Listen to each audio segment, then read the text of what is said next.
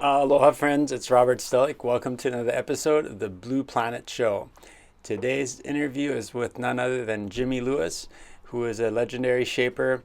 He got started at a young age shaping surfboards and then moved to Maui, where he got into making windsurf boards. And at one point, he was making windsurf speed needles for some of the fastest world record breaking sailors in the world at speed sailing events. And then he got into kite surfing and kiteboards, and then stand-up paddle boards, and now foil boards. So he's a very versatile shaper, some great stories to tell, and a really interesting interview and entertaining as well.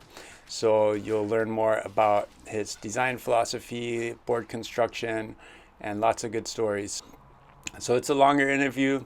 So take your time, kick back and relax, watch it here on YouTube with some visuals, or you can also listen to it as a podcast on your favorite podcast app. So without further ado, here is Jimmy. Okay, Jimmy Lewis, it's a real honor to have you on the show. Thanks so much for making the time to talk to me and the guests. So I'm just stoked to be able to kind of talk to you for an extended period of time and ask you all the questions I have. And so yeah, thank you for coming to the show. Oh, I'm happy to be here, finally. I've seen the other ones. I go, why doesn't he call me? Well, Anyway, I appreciate that. thanks. So yeah, so I mean, we'll get into all the stuff that's currently going on. Eventually, I want to talk about your board shapes and your foil boards and equipment and all that kind of stuff. But first of all, I want to start with just kind of going into some background. I know you have a long history in the sports, water sports. So tell us a little bit about start at the very beginning, like how you grew up, where were you born, how did you grow up, and how did you get into water sports, and how did you start shaping boards and all that stuff. Yeah. My dad was in the Air Force, so I was born in Canada.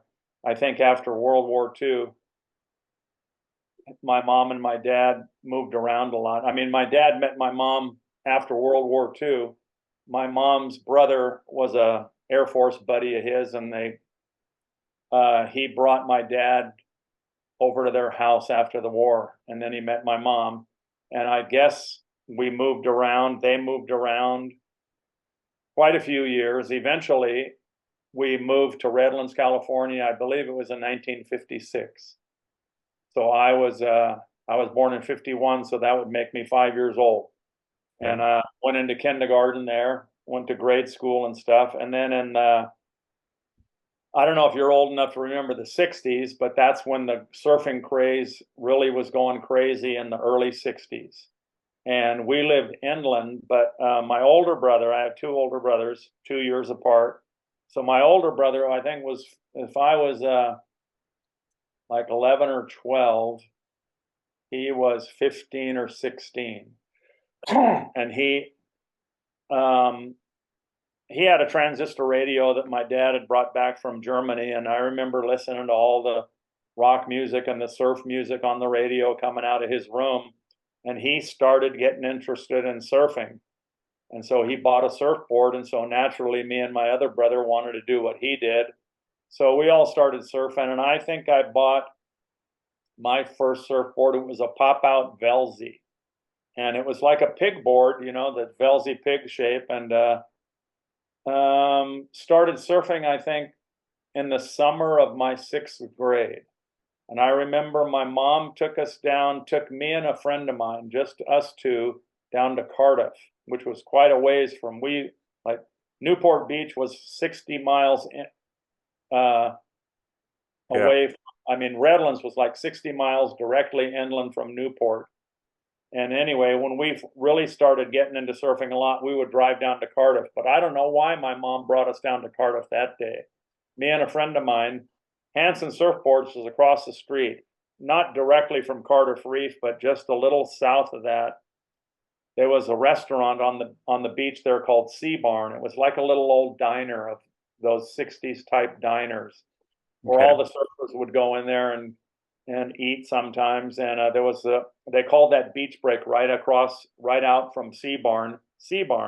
Right across the street from there was Hanson Surfboards, the shop. And me and my friend went snooping around behind there, and there was this little shack. I think it was just a single standing shape room, but we went in there, and this guy John Price was in there. He was later on to own Surfboards Hawaii. He bought the franchise from Dick Brewer in California, but he was in there shaping, and I had kind of forgotten. But this friend of mine from Redlands, who was at the beach with me that day, reminded me about a year or two ago that I had gotten a couple pieces of the rail cutoffs. And I took them home and made two little surfboards. I think they were about a foot long. I shaped some longboards, glassed them. I can't remember where I even got the glass and resin, but I shaped them, glassed them, cut some logos out of the magazine. I remember one was a Jacobs and one was a Dewey Weber, and I glassed them for boards. And I remember bringing them to school and showing people. And then this other friend of mine was so impressed. So just like small model shapes out of pieces of throwaway foam. Okay. Yeah. And I remember this friend of mine was so impressed with one of them, I just gave it to him. I don't know why I did that. I wish I still had one of those or both of them. But I think that's been a thing all my life. I like to give stuff away to people that like it, especially something I've made. Right. Anyway, that's how I started surfing. And then I remember my mom used to give us 50 cents a day for lunch, to buy the lunch at school. And the guys that went surfing who had cars, I was still like 13, 14, and 15 years old in those junior high and high school years. Fortunately, I was, for some reason, guys that are 16 and 17 don't want to hang around with 13 and 14-year-old kids, and but I was able to go with those guys surfing, and we had to pay gas money to get down to the beach with these guys that had cars. So I'd save my 50 cents all week long to have $2.50 for the weekend to go surfing, and I'd starve at school for all week long, not having lunch, and then would go to the beach, pay $1.50 for gas, and then I'd have another $1 or $1.50 depending on who charged what for a bag of Dale donuts from Speedy Mart, which was like a precursor to 7-Eleven down in Cardiff, and then whatever else food we'd get, and all I cared about was surfing. I didn't do very well in school. I didn't fail, but I got like C's. But I was naturally good at math, algebra, and geometry. So I hated reading. I hated reading history. I hated reading any of that stuff. Just couldn't concentrate. When I'd be doing my homework, I'd be reading a paragraph over and over again, thinking about surfing or something. And finally, I just put the book away. How I even passed, I don't remember how I could do that because I didn't really study. And like I said, the math stuff was semi-natural. So I got pretty good grades in algebra, geometry, math, stuff like that. And then my mom moved to Berkeley in '67. She was working at the library in Redlands, and then she wanted to become a librarian, so she needed to go to the university, moved up to Berkeley. And I remember my older brother was already in college, and my other brother just graduated in '67. So it was just me, my mom, and my sister, and I was thinking, shoot, up in San Francisco area, there's icebergs in the water up there. I just had this impression, it's like, it's so cold. I just hated moving up there because that was the end of my surfing career, And then once I got up there, after a little while, I think my oldest brother came and visited, and we decided to drive down to Santa Cruz and found that it wasn't as cold as we thought, and it was doable. And then I met a couple surfers there, and we started going over to Bolinas, which is north of the Golden Gate Bridge, and surfing over there. And then one day, it was probably late '68, maybe. And we went to Bolinas and I saw this homemade surfboard. And this is the time when shortboards first started being made. And there were, it wasn't longboard surfing anymore. Nat Young and Dick Brewer were making shortboards, the first shortboards in the late 60s there. And I saw this homemade surfboard there that this guy made on the beach. And I go, shoot, I could do that. And so I drove down to Santa Cruz to the O'Neill shop. They used to make surfboards. They had a surfboard brand as well as their wetsuit thing. And I bought a blank, a gallon of resin, and some glass, and came back and turned one of the rooms in our apartment into the shaping room and shaped that board. And then out on the what do you call it, the roof of the house, I started glassing boards up there. And that's how I started making boards. And then we chopped down all our old classic long boards, stripped them, and I reshaped those and then started making boards. Okay, so that was like late 60s or early 1968 was the first full-size board I made. Okay. I actually forgot to mention that when I got into 7th grade, I wanted to make a belly board, which is like a boogie board, but we used to call them belly boards. And it was shaped like a surfboard and a long board. And so when I got into 7th grade wood shop, I told the teacher I wanted to, they give you assignments of what you have to make to teach you how to work with wood. But I wanted to make this belly board. It was 4 feet long, glued up, shaped with rocker and stuff. And he said, that's way too big of a project for a 7th grader. So I had to wait till 9th grade. So the next 2 years, all I thought about was making that belly board. So when I got into 9th grade wood shop, I did it. I bought some balsa wood from we called them hobby shops back then, with model airplanes and stuff. But they had these pieces of balsa wood that were 3 feet long. And I think I bought 2 of them and then glued on, because they weren't long enough. I wanted it to be 4 feet long. So I remember having to butt them end on end to make it long enough. And I couldn't afford to buy all 4 pieces to make it wide enough. So the rails were solid pine. So the thing weighed a lot. But I remember the 2 pieces of wood that I bought were $8, which was a fortune back then for me. And so that's why I couldn't make the whole thing balsa. And I shaped it, and my plan was to and back then it was like we'd have wood shop Monday, Wednesday, and Friday, and the next week it was Tuesday and Wednesday. And so I made the board and I got it done, shaped just before Christmas vacation. Back then we had 2 weeks off for Christmas vacation. My plan was to take it home, glass it, and take it to the beach to ride over Christmas vacation. And the shop teacher said, oh, I want you to glass it. I want you to do it here and show the kids how you do that. And I go, this ain't a glass shop, it's a wood shop. And if I had to wait till after Christmas, it would take 2 months to do it. Monday, Wednesday, and Friday, and then Tuesday and Thursday. And it's like, I was so pissed, And so what I did on the very last day before the Christmas vacation on Friday, I stuck it behind the shop door, leaning up behind the shop door.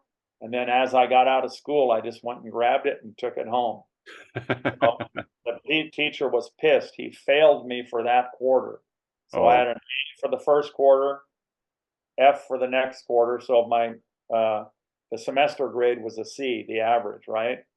And he was pissed. But that's what I did. So anyway, I glassed that. And then it wasn't until I saw that board in Bolinas that I wanted to make real surfboards. Okay, so and then other than your shop teacher, wood shop teacher, did you have anybody like kind of showing you, like mentoring you, or did you talk to any other shapers or watch anybody else? I didn't know what a shaper was, except that first experience when I was in summer of 6th grade, looking at John Price in that shaping room. Right, and then you just shaped it with like a surfform rasp, or did you have a power planer? The first surfboard I made. Yeah. Yeah, it was they got the Sureforms, the 10-inch Sureforms. Yeah. I don't know if you know, they have a 7-inch one, a small one, or six or Yeah. seven one. Right. I shaped the first 17 boards with that small Sureform. I Oh, didn't even wow. know the big one existed. And I certainly didn't know what a planer was, I don't think, or had access to one. Hmm. So, have you ever tried to skin a blank with a Sureform? You know, the crust on the blank, it ain't. I actually, the first board I shaped was the same way. I didn't have a planer or anything. I had to do it all by hand. But yeah, it's very hard to get the skin off, right? Yeah, that was a nightmare. But for some reason, though, I remember the boards. I've got one of my old boards, one of the first surfboards I made down in my shop. This friend of mine from Berkeley Yeah. told me he had it several years ago, and so I said, "Well, send it to me, and I'll send your son a new surfboard that I shaped him." But yeah, they're pretty clean, you know. Nice. Uh, yeah, so that's how I started. But I wasn't a very good glasser until I saw somebody do it or shaping. I came to Hawaii in '69, right after high school. This friend, my brother had already moved to Maui in '68, I believe. So I graduated in '69, and a friend of mine got a job painting a friend of his family's house over the summer. So me and him painted that house to earn money to come to Hawaii. So we came to Maui in the fall of '69, and there was this guy that had a little shaping room in Paia down here, and I was going to shape a board, and so he had a planer, and so I got the blank, and I had no idea how to walk around the board, shaping it like you're mowing a lawn, right? Mhm. I was making crazy S cuts down the middle of the blank, and I did a few cuts, and then I go, Jesus Christ, this is terrible. And then I asked him, hey, can you come and show me how you hold the planer? So he did a few passes, and I didn't really get it. And after I mean, it used to take me like the 17 boards I had done with the Sureform. It would take me a week to shape those because I would Mhm. do a little bit every day after school or something, right? Right. And I mean, you've shaped a board with the Sureform yourself, so you know how long it takes. Right. And, doing it with this planer, I was done in a couple hours, and I just felt I'm never going to learn this. This is terrible. I just was so um, depressed and what's it called? Not in disenchanted, but what's the word? Yeah, discouraged. I Hmm. just felt discouraged of ever learning to shape. But then I got a planer anyway. I only stayed in Santa Cruz. I mean, sorry, Maui for 3 months because it was the first time I was away from home. And it wasn't as easy living in Hawaii as I thought. I just imagined, yeah, I'd find a really cool house right near the beach or something for $50 a month. And it wasn't like that, you know. And so anyway, I moved back to Berkeley, stayed at my mom's house for a couple months. I think I shaped a surfboard there, and then moved to Santa Cruz. And I lived in Santa Cruz for a year. And um, in the house we lived in, there was this guy that had this back bedroom. When he moved out, I turned that bedroom into a shaping room, and then I was glassing up on the front porch. And so I O'Neill, like I said, they had a shop where they made boards too, and they also had a showroom there. And so they were going to stop their making surfboards. They were going to close down their shop. So I went over there, and Mike O'Neill, who's Pat's brother, had this box with a planer in a bunch of pieces, and he sold it to me for $10. So I hitchhiked up to San Francisco to the Skill Factory and gave it to him and told him put it together and fix it. So for $75, they put it all together and made it almost like brand new again. And so Mm. now I had a planer for like $85 basically. And then I started shaping and learning how to use it. But my glassing wasn't very good. The thing is, I've gotten good at glassing because every board I shaped, I glass. So Mm. I'm just as good at glassing as I am at shaping. Still to this day, right? You glassed all the boards yourself, Well, there's been long periods where I didn't glass them all, right? but now I do everything. I Right. glass them, sand them, everything. Um, but yeah, so I wasn't a very good glasser. I didn't know. I mean, I was okay. The finished product was okay sometimes, but sometimes the resin would go off on me because I didn't have a technique. And anyway, I went up to Hout Surfboards, and there was this guy, Bob Cates, I think is his name. He was a super good glasser, and I saw him how he would squeegee nose to tail. I was going middle out from the stringer out, you know, and that Mhm. just takes so much time. And I just saw how he did it. I go, man, that's so much different. And that's as soon as I just saw his technique, I started glassing a lot better. Mm. And then, but nobody ever sat with me and taught me anything. But I Oh, could definitely say watching Bob Cates glass a board was how I learned how to really, you know, squeegee in the right directions and stuff. And yeah. then after that, So, it was just, sorry, oh, go I ahead. just wanted to ask you about like using the planer because I mean, I found that yeah, going from the little hand tool to a planer, it's like easy to take off too much material and keeping it even, and you can't hold it. You don't want to hold it exactly square. You want to hold it slightly diagonally. Can you just give some pointers on like how what your technique is with the planer when you're Well, shaping? that's exactly, I mean, over the period of time, you just, I mean, sometimes over the years, I've showed people how to shape, you know, a lot Mhm. of people. And when they get the planer, I mean, it's so, I don't know how much shaping you've done, but to me, it's just so natural. I can be walking down the board with the planer and I can trip, but it doesn't, the trip of my feet and the movement of my body doesn't change my hands. I can trip, almost fall down, but it does, my hands are still even. Yeah. It's just something you get. I mean, it's like unbelievable surfers who never fall off, whereas I'd fall off on a certain little soup hitting me or something, or kiting, windsurfing, whatever. It's just something from after shaping hundreds and hundreds of boards. But yeah, at first it wasn't easy, but watching people do it, and then a few people over my, mainly I would think Steve Slickemeyer showed me a couple things, and I'm watching him in the early 70s when he came to Maui. Um, do you know who, you ever heard of Steve Slickemeyer? I don't think Anyway, so. No.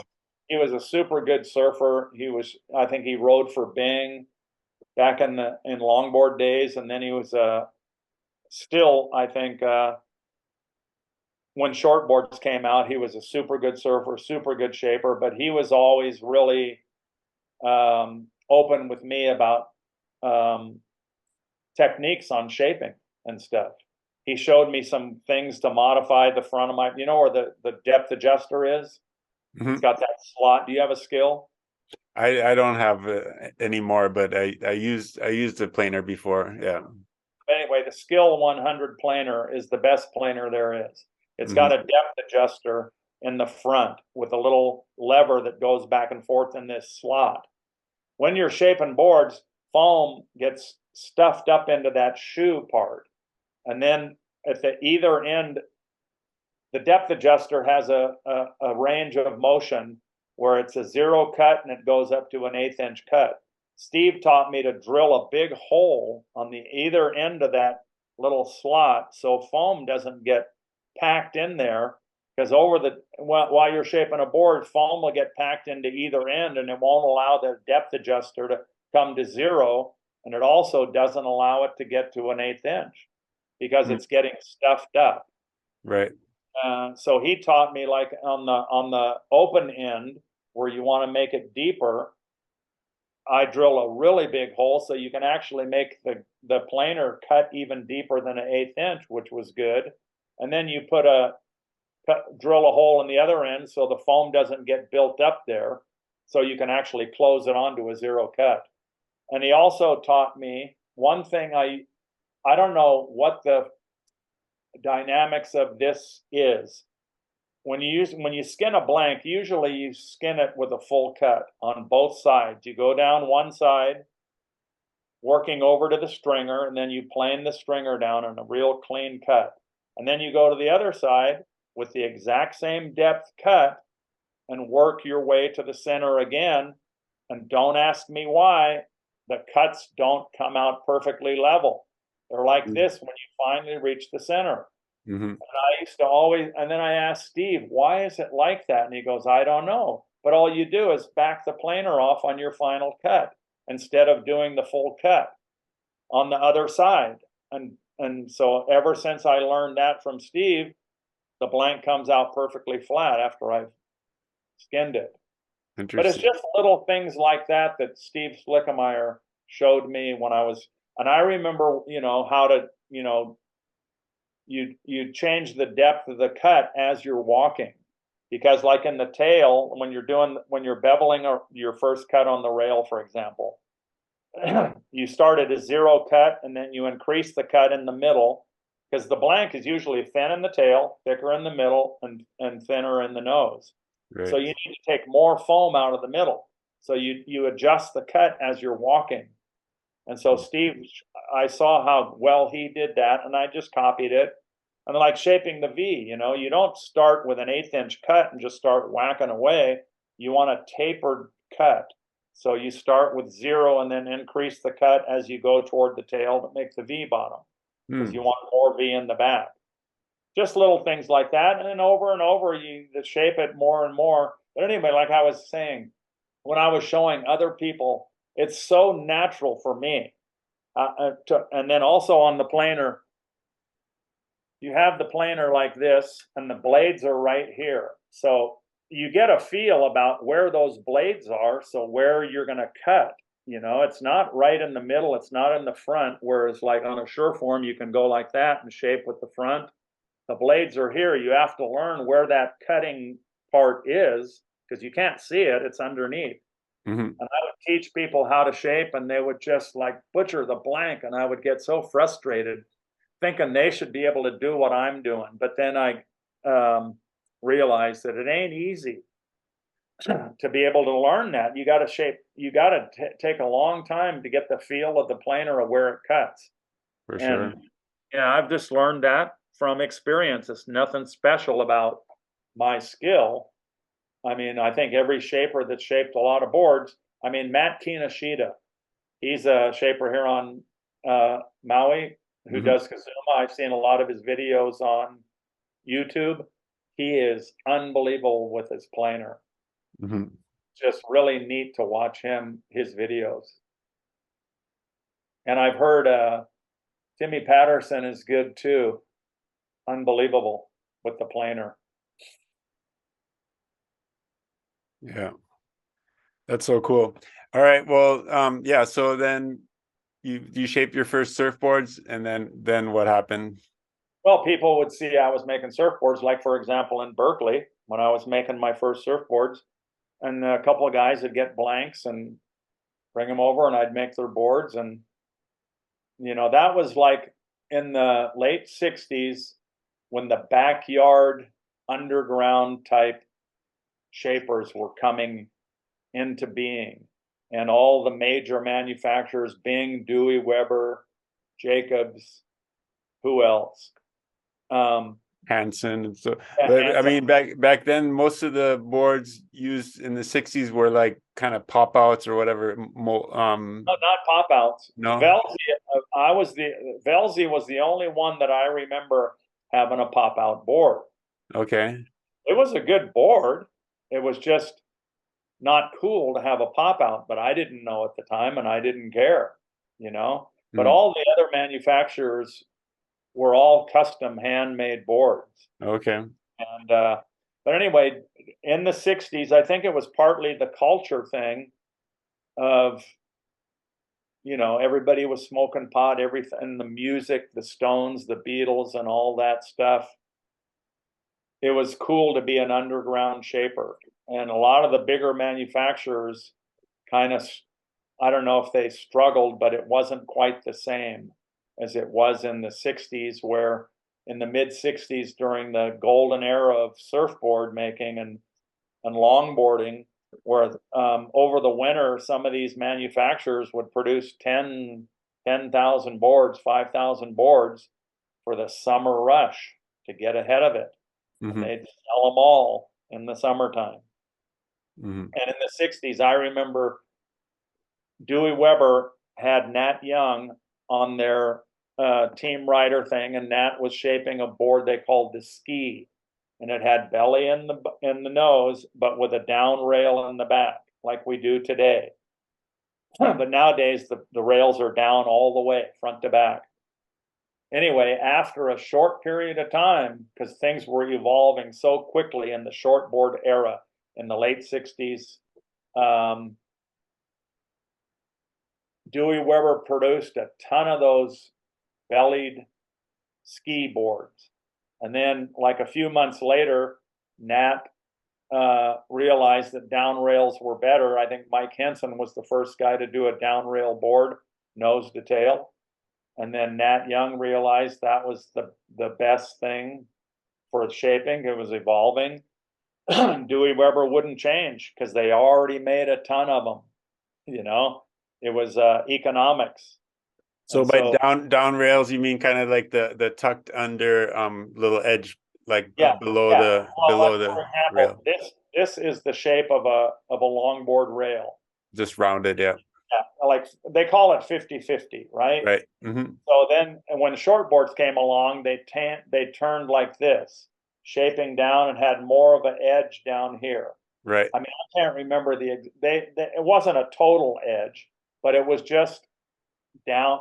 That's the expression we use Down back rail. then. Yeah, down rail. Okay. And so what happened was, like in the rails, like even that board I got in my shop that I said I made a friend of mine in Berkeley that's in my shop, it's got a belly in the nose. And so we used to call it a high to low rail line, low in the back, and then it got high in the front because of the belly in the nose. And then it got flatter and flatter in the back into a V in the back. And so then they changed to have the down rail all the way around. Mike Henson was the first guy to do that. Okay. But when people saw that, how much better that was, flat bottom nose with a down rail, Nat Young told Dewey Weber, we got to change them. And he goes, we can't. We've already made thousands of these other ones. And so he wasn't about to lose all that money. But that's just a little trivial thing, you know? Yeah. It's here nor there as far as I'm concerned. Okay. So then people started asking you to make boards for them. You made like underground kind of boards for your friends, or like how did you start? Just people that knew I made boards. It wasn't a lot. It was like 3 or 4 or 5 or 6. I don't know. Maybe it might have been 10 in Berkeley, and then Santa Cruz too. When I moved to there, anyway, I moved back to Maui in '71. I only lived in Santa Cruz for a year, and like I learned a lot in Santa Cruz because I'd go up to the hout shop, watch guys use their planer, and I learned how to squeegee the glass and resin from Bob Cates, watching him glass. And there was a guy who did the gloss coats, I think, and mainly the pin lines at the hout shop. I don't know, I can't remember his last name or even if I ever knew it, but his nickname was Nuclear Norman because his pin lines were so psychedelic. And that was right at that, it was in 1970 where, acid rock and all that stuff. He did the coolest pen lines I've ever seen, and I've always tried to copy his style. Mainly it was how he tapered them. Everybody does a tapered pen line in the ends, but how he flowed it. He didn't do like a narrow pen line and then a real quick taper at the very front.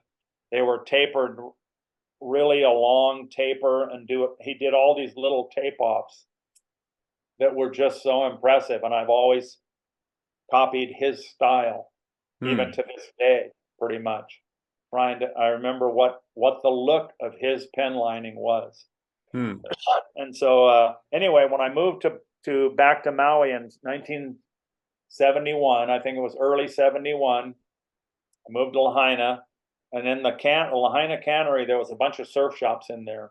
There was a Maui Surfboards, which is where Les Potts shaped, and this guy Mike Carlson and Terry McCabe, I think they owned the shop. They were the glassers. And then next door, there was Jamie McLaughlin and Wally Bouchard and Neil Norris had Outer Island. I don't know if you remember the shop called Inner Island on Oahu. Mm-hmm. Anyway, that was just a takeoff of their name, Outer Island, right? Mm-hmm. So anyway, I went over to the Maui Surfboards shop where Les work was shaping, and Mike Carlson and Terry McCabe had it. Told them I could make boards and could I have a job. And so they hired me to sand because I could sand. I could do every step equally as well because I did them all. Every board I made up to that time, I did everything on it. Shaped it, glassed it, hot coated it, put the fin on, sanded it, glossed it. Never polished back then though. Mm-hmm. So anyway, I remember sanding a few boards, not very many. And then they just told me that they needed to work themselves and they couldn't afford to pay me anymore. And it was something like $5 a board back then, for sanding. Yeah. Anyway, so I just walked next door to Jamie's shop and told him, they fired me or laid me off so I can make boards if you need anybody. And he goes, all right, we'll hire you to polish. Anyway, I never polished a board. I didn't know it at the time, but Jamie was doing a lot of coke. And so I was in there one day and he was sitting there trying to do pen lines on a board. And I just loved hanging around surf shops, whether I was working or not. I loved the smell of resin. And he was jacked out of his brain. I had no idea what was happening, and he goes, hey, can you do pen lines? And I go, yeah. And he goes, here. He hands me the roll of tape. He goes, I got to split. Anyway, he leaves and I do all the pen lines on a couple boards. And like I said, I could do them really, really good, even at that stage of my early career. And obviously, copying Nuclear Norman's style, Jamie came back the next day and goes, Jesus Christ, these are unreal. You're hired. So now I was the pen liner at that shop. A couple of days later, he was jacked out of his mind again, trying to tape off a lamination to glass a board. And he says, hey, can you glass? I go, yeah, I can glass. He goes, here, do these boards. I got to split. And I didn't know what was going on. All I know is, shoot, I'm glassing. So I glassed those boards. He saw that I was a super good glasser, and now I was the glasser there, the glasser and the pen line. So back in the early 70s, I got known more as a glasser because I was glassing not only those boards, but there was another shaper, Carl Hoke, in more toward Lahaina town, who was making boards, but I was a better glasser than most people. So I got to glass a lot of the boards around, and then even when Les Potts started shaping him in a different place, they'd send their glass jobs to me because I was a real good glasser. I think Les gave me a nickname, Luigi Squeegee. And then some guys would call me Penline Louie.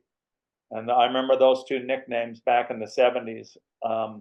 Anyway, we lived in this Filipino camp, which is just north of the cannery. There was 4 houses. They were U-shaped buildings with just 7 rooms in each one. There was 4 of them down the street. In the back, there was 2 kitchens and 2 showers and bathrooms out in the back. Like old cane style houses, right? And so in the back where I was renting a room in one of those places, I wanted to build a shaping room back there, so I did.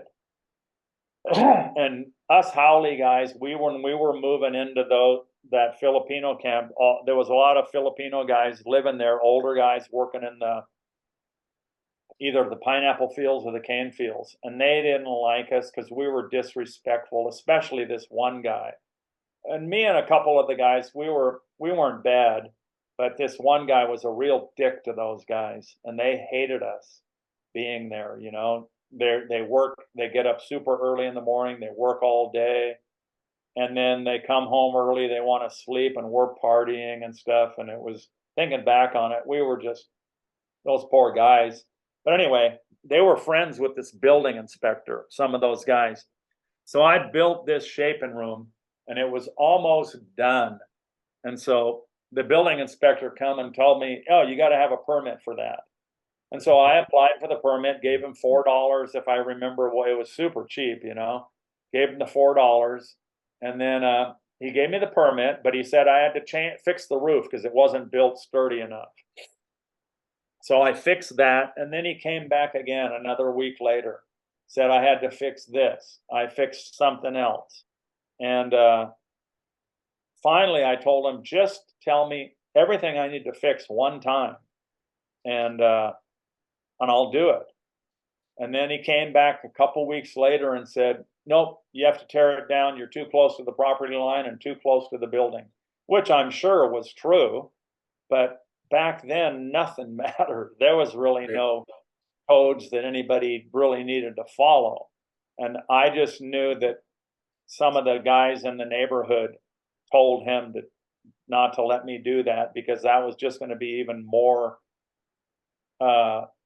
upsetting to their life, their what was left of their peace and tranquility in their own house.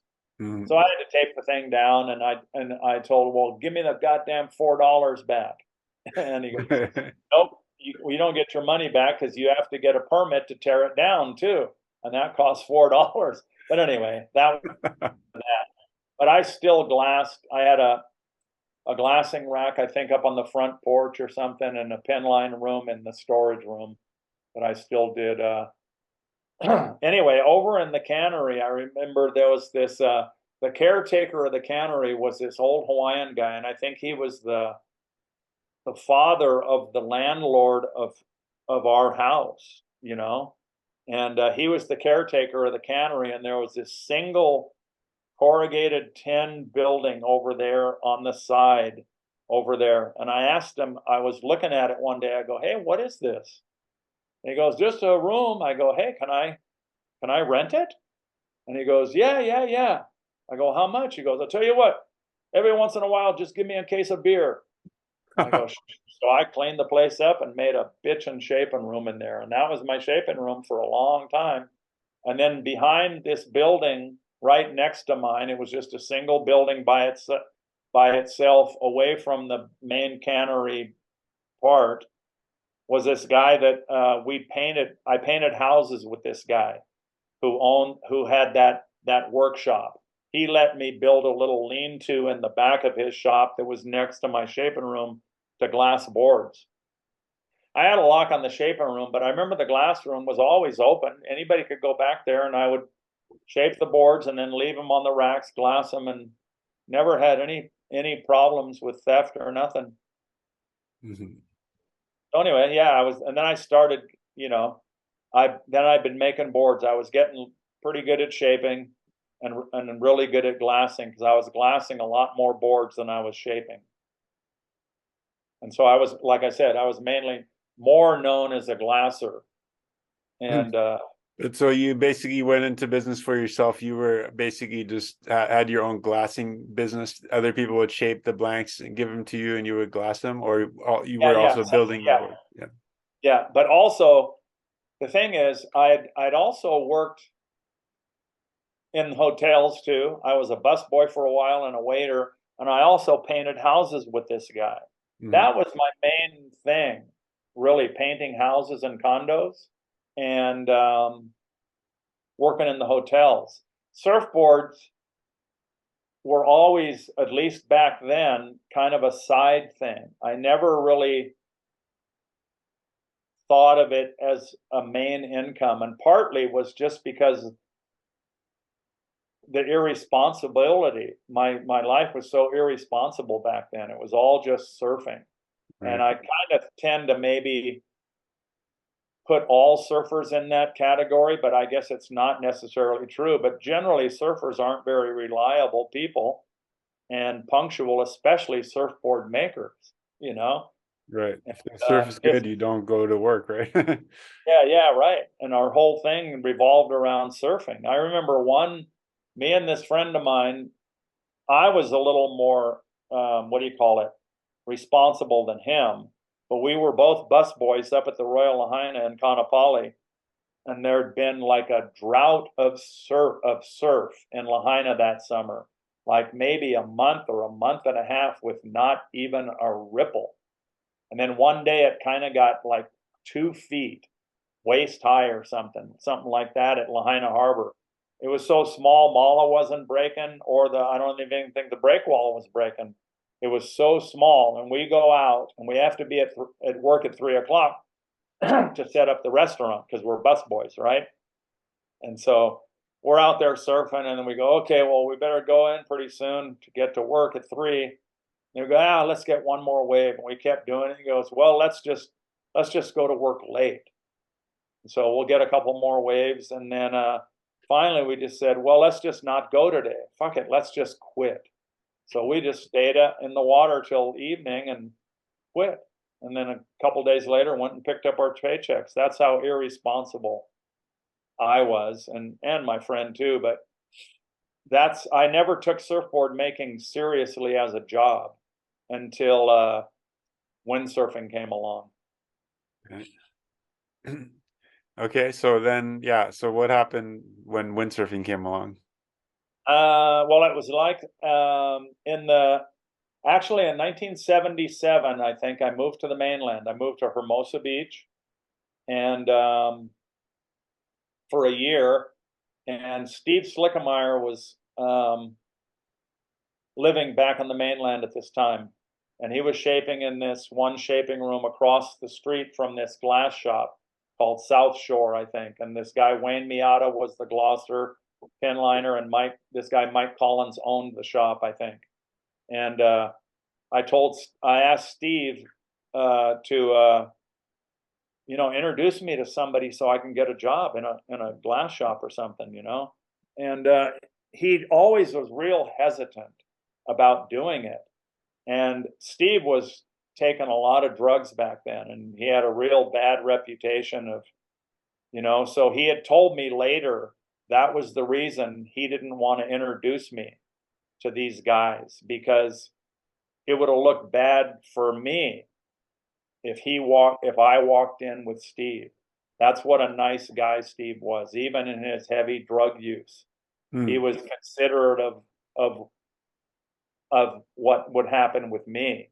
Finally, I bugged him enough that he finally went to that shop and, hey, Mike, this guy, he's a really good glasser from Hawaii, and he's a really good glasser, the best. And then he walked out, and then so I don't know what that did, but I started going to that shop every day and just hanging around.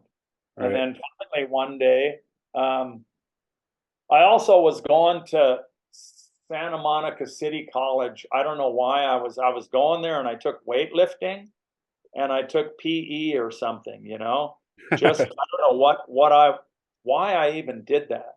But there was this guy in the weightlifting class, the teacher. In fact, I'm still in contact with that guy a little bit. Every few years when he comes to Maui, he emails me. But he wanted me to I told him I was a board maker, and he had me make him, I think, a 7-foot or a 7.6 winger pintail surfboard. So I got a blank, shaped it for him. The place where Steve Slickemeyer was shaping, he introduced me to the guy, and the guy was so nice to let me shape there too. So I shaped the board, and then I told the guy in the glass shop, I got a board to glass. I can buy the materials from you, let me glass it here, and you can see what I do. And so I took that board in the glassing room. He let me do it. Really unbelievable now that I think about it, for them to let me do that, in their shop where they're running a business. And so anyway, I taped the board off, pulled the glass out, and he sat there. He goes, okay, I'm going to make you feel real nervous now, watching right over your shoulder. I didn't feel nervous because I was good, So I glassed the board, perfect. He was stoked. I got hired the next day. Nice. And so I was doing 6 boards a day. Maybe it was, only six or 8 boards a day. They had 5 racks. So they wanted me to do Well, it was in the winter time, I think. So I think I was doing, how many boards was it? 6 or 8 boards a day, right? Well, I'd line up 3 or 4, pull the glass out, laminate each one by the time they were done, and then we'd have lunch. And then it was time to flip them over and do the decks. And I had to have them done for the evening for the guy to come and hot coat and put the fin boxes in. So I got so good at glassing, and doing all of those boards day after day where I'd mix up the resin right when I was finished glassing. And I don't know if you ever seen anybody glass, you drip a drop of resin over the nose and tail to fill up the air holes. I had it down so well that right when I was finished glassing and dropping that drip of resin onto the nose, it was gelling. Every time I had it down so perfect. Hmm. And to give you an example of how some people, how when I get, I mean, for example, I feel like it's so natural. And if I teach somebody, they should be able to do this too. This kid wanted to learn how to glass a board. So I brought him in, and like I said, there's 5 boards in a row, 5 boards on the rack. I masking taped off each one in a row. And I told him the exact same thing over and over again 4 times. So he'd get it in his head how to do it. And then I pulled out the fiberglass on all 4 boards, cut them, told him what I did 4 times in a row. And then I laminated all these boards, 4 or 5 in a row with the resin. And then I said, okay, now you do your board. And he did it, set it up. It took a while to set it up. And then when he mixed up the resin, he just froze. He didn't know what to do. And I just freaked. I go, the resin's going to go off on him if he doesn't move. I go, move, squeegee the resin. And he just started kind of doing it a little bit, but not much. And anyway, I just grabbed the squeegee out of his hand and finished it for him because his board would have been ruined. But yeah. Yeah, I mean it's so time sensitive, especially with the polyester resin. You only had so many minutes to get it done, right? So you had to have exactly the timing down, right? Yeah. But I got real good at glassing. I made glass. In those days, were you using respirators and all that kind of safety equipment? Yeah, but not religiously, And yeah, I think I had a mask. My another thing I got to mention about what Steve Slickemeyer taught me too. I used to wear my mask when I was planing, right? And when you plane, the drum I have on my planer now is an abrasive drum, so it makes real fine dust. It doesn't make chips like brrr. So when you're planing with a regular blade, with the regular blades on your planer, it shoots off bigger chunks, right? And then when you're fine shaping with sandpaper, it makes real fine dust. I used to shape with my mask on with the planer, and after I was done with the planer, I'd take my mask off and shape with the sandpaper. And Steve said, Jesus, Jimmy, if you're going to take your mask off at some stage, do it when you're using the planer. Those are big chunks. It's not going to go in your nose and your lungs as easy as that fine shaping. So I learned to not take my mask off when I fine shape. But still, it wasn't until like at least 20 or 25 years ago that I started really paying attention to always wear my paper mask. And I always wear the respirator anytime I mix up any kind of resin, mainly when I open up the acetone. Acetone is worse, I think, than resin, right, on your nervous system than resin fumes. But I always am real vigilant about it now. Good. And I have been for years and years. Specifically with the paper mask. You can't see it in the glassing room, but there's all these little diamond. You ever seen a sun reflection coming through a window and you see dust in the air? Right. In the glassing room, it's little shiny things. That's all the fiberglass dust in the glassing room that you don't see unless a sunbeam is coming through the window. Right. And so that's why I know I need to wear that paper mask every time I'm in my shop. Okay, so you're in still 1977 Hermosa Beach. Like what made you go back to Maui in the first place, and then what made you go back to California? Like Well, what motivated you to move back and forth? well, the first time I came to Maui was the first time I was away from home. Mm, Went back to, it was like right after high school, and then I moved back to Santa Cruz. By a year later, I was a year older, a year of living on my own already again in Santa Cruz, away from my mom's house. And then I wanted to be in Hawaii again. The same reason I wanted to be the first time, for surfing and for surfing. hmm And my brother, he was the influence on that because he moved there first for surfing. Okay. So I moved back for surfing. I can't remember why I moved back to the mainland for a year, but did that. And then after a year, I wanted to go back to Hawaii. But I think I was maybe in Hermosa for 6 months. Then I moved back to Berkeley at my mom's house, and then I got a job. This friend of my sister's was working with this rich guy remodeling this big building, and so I got a job working there, construction. Saved up a bunch of money, and then moved back to Maui. And where did I live? I think I moved to this side, the north side here, and got a job painting houses with a friend of mine. And then I was also shaping surfboards um, for this shop called Mana Surfboards. Mm, And I think it was in 1978 that Mike Walsh and this guy named Mark Robinson, who was a well-known Florida windsurfer, back when, windsurfer brand, those 12-foot plastic boards, that was what the windsurfing sport was all about, those boards. hmm But Mike and a few other guys were starting to make shorter custom boards. And so when he came to Maui, Mike came by this shop because it was a surf shop. And where else would you go to get a custom board made? So I don't know why the owner of the shop, John Sewell, let me shape the board because he was the owner and he was a shaper also. But somehow I shaped Mike's board. And I think I had some pictures of that somewhere, but it was like a 12-foot race board. hmm And then I made him maybe a 9-foot, what they called a jump board back then, because they weren't really surfing on waves. They were going out and jumping over waves and then riding them straight off. They were, because a lot of the boards back then, before they started making surfboard shape windsurfers, were like boats, kind of, or more like a boat than a surfboard.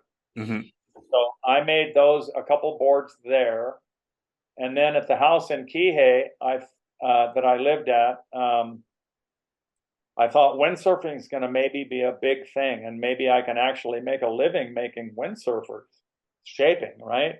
So hmm I was started to build a shaping room in the garage at my house, and the guy that was managing that house for rental for us the landlord told me to take that down. I couldn't build a shaping room in the garage.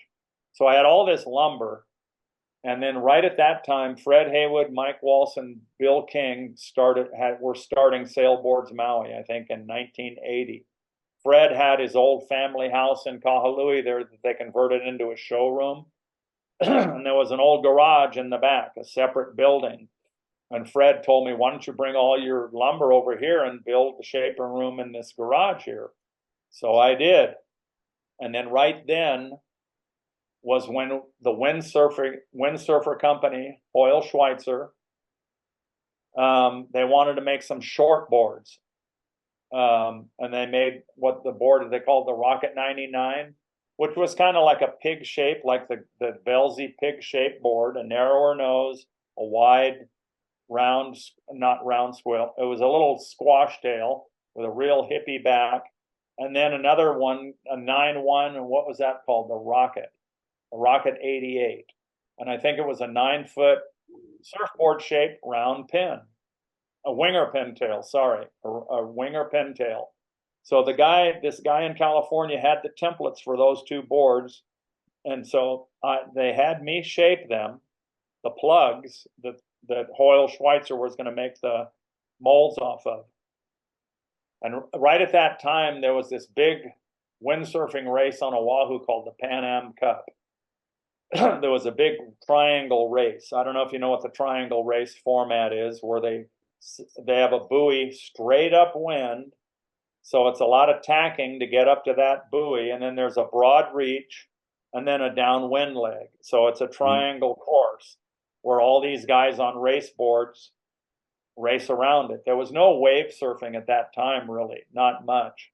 And so Robbie Nash was pretty much starting to be the king at that time of racing.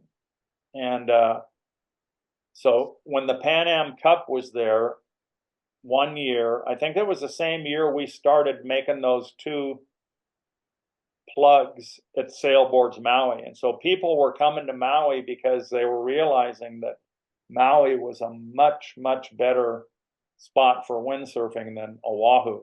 Yeah, I guess at the time, like Diamond Head and Kailua were kind of the epicenter of windsurfing in Hawaii, right? Like Kailua was. I yeah. don't know so much about Diamond Head.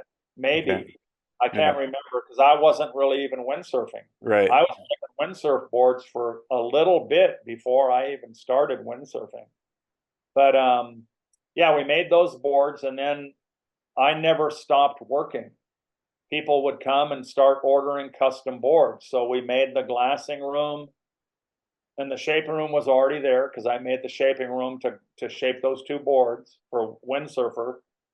And then we just started making boards, and those were some of the first sinkers. And I think at that same time, Mike Walsh had Jerry Lopez shape him a little, I think it was an 8-foot board or something like that, 20 inches wide, thin for a windsurfer, but had 3 stringers in it. Jerry shaped it, and then they brought it down, and I glassed it.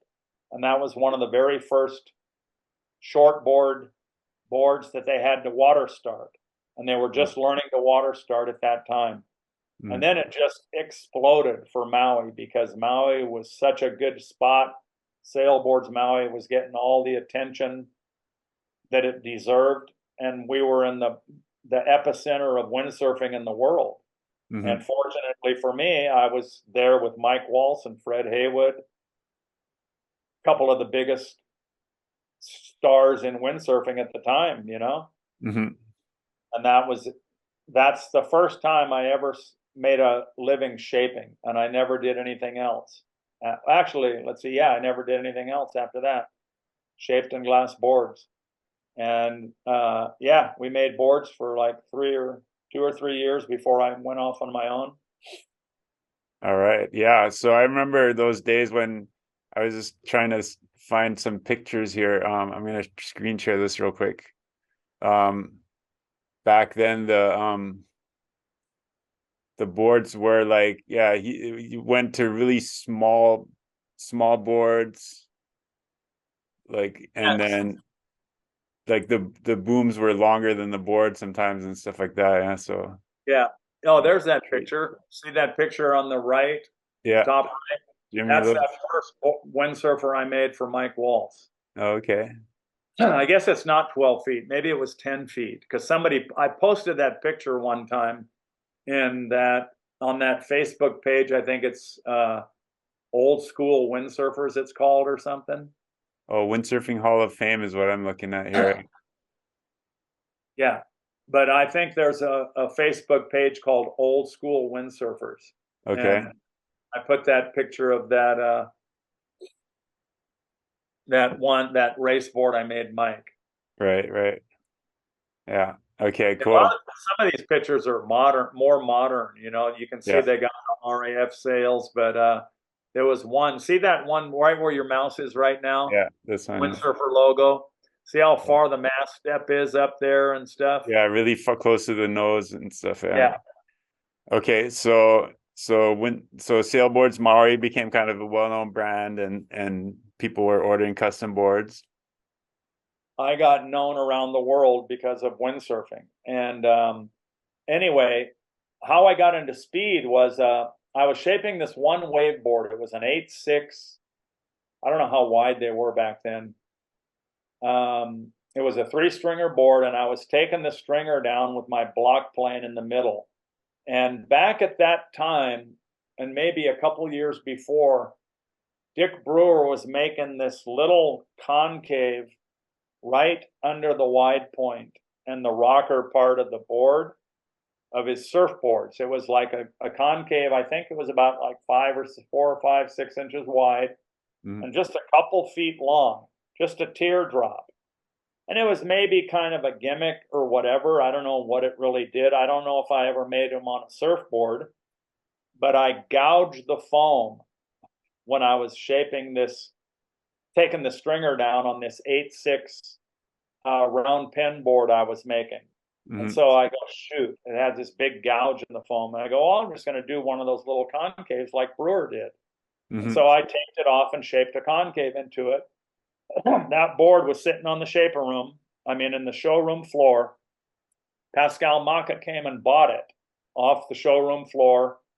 And at the time, there was, I think, only 2 speed events in the world at the time, one in Weymouth and one in this town called Brest in France.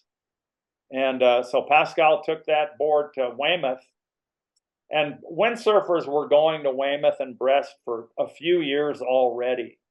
And they were going like 22, 23 knots at the best. And at the time, there was a boat called Crossbow, which was a big catamaran that these English guys made that had what we call the absolute world speed sailing record. That means the fastest sailing craft powered by a sail, well, obviously powered by a sail, regardless of sail size, boat size, anything. Whoever can sail the fastest has the world record. Now, in these events, they had different classes of sail size. Like they had a 10 square meter and then on and up, depending on what size sail you had.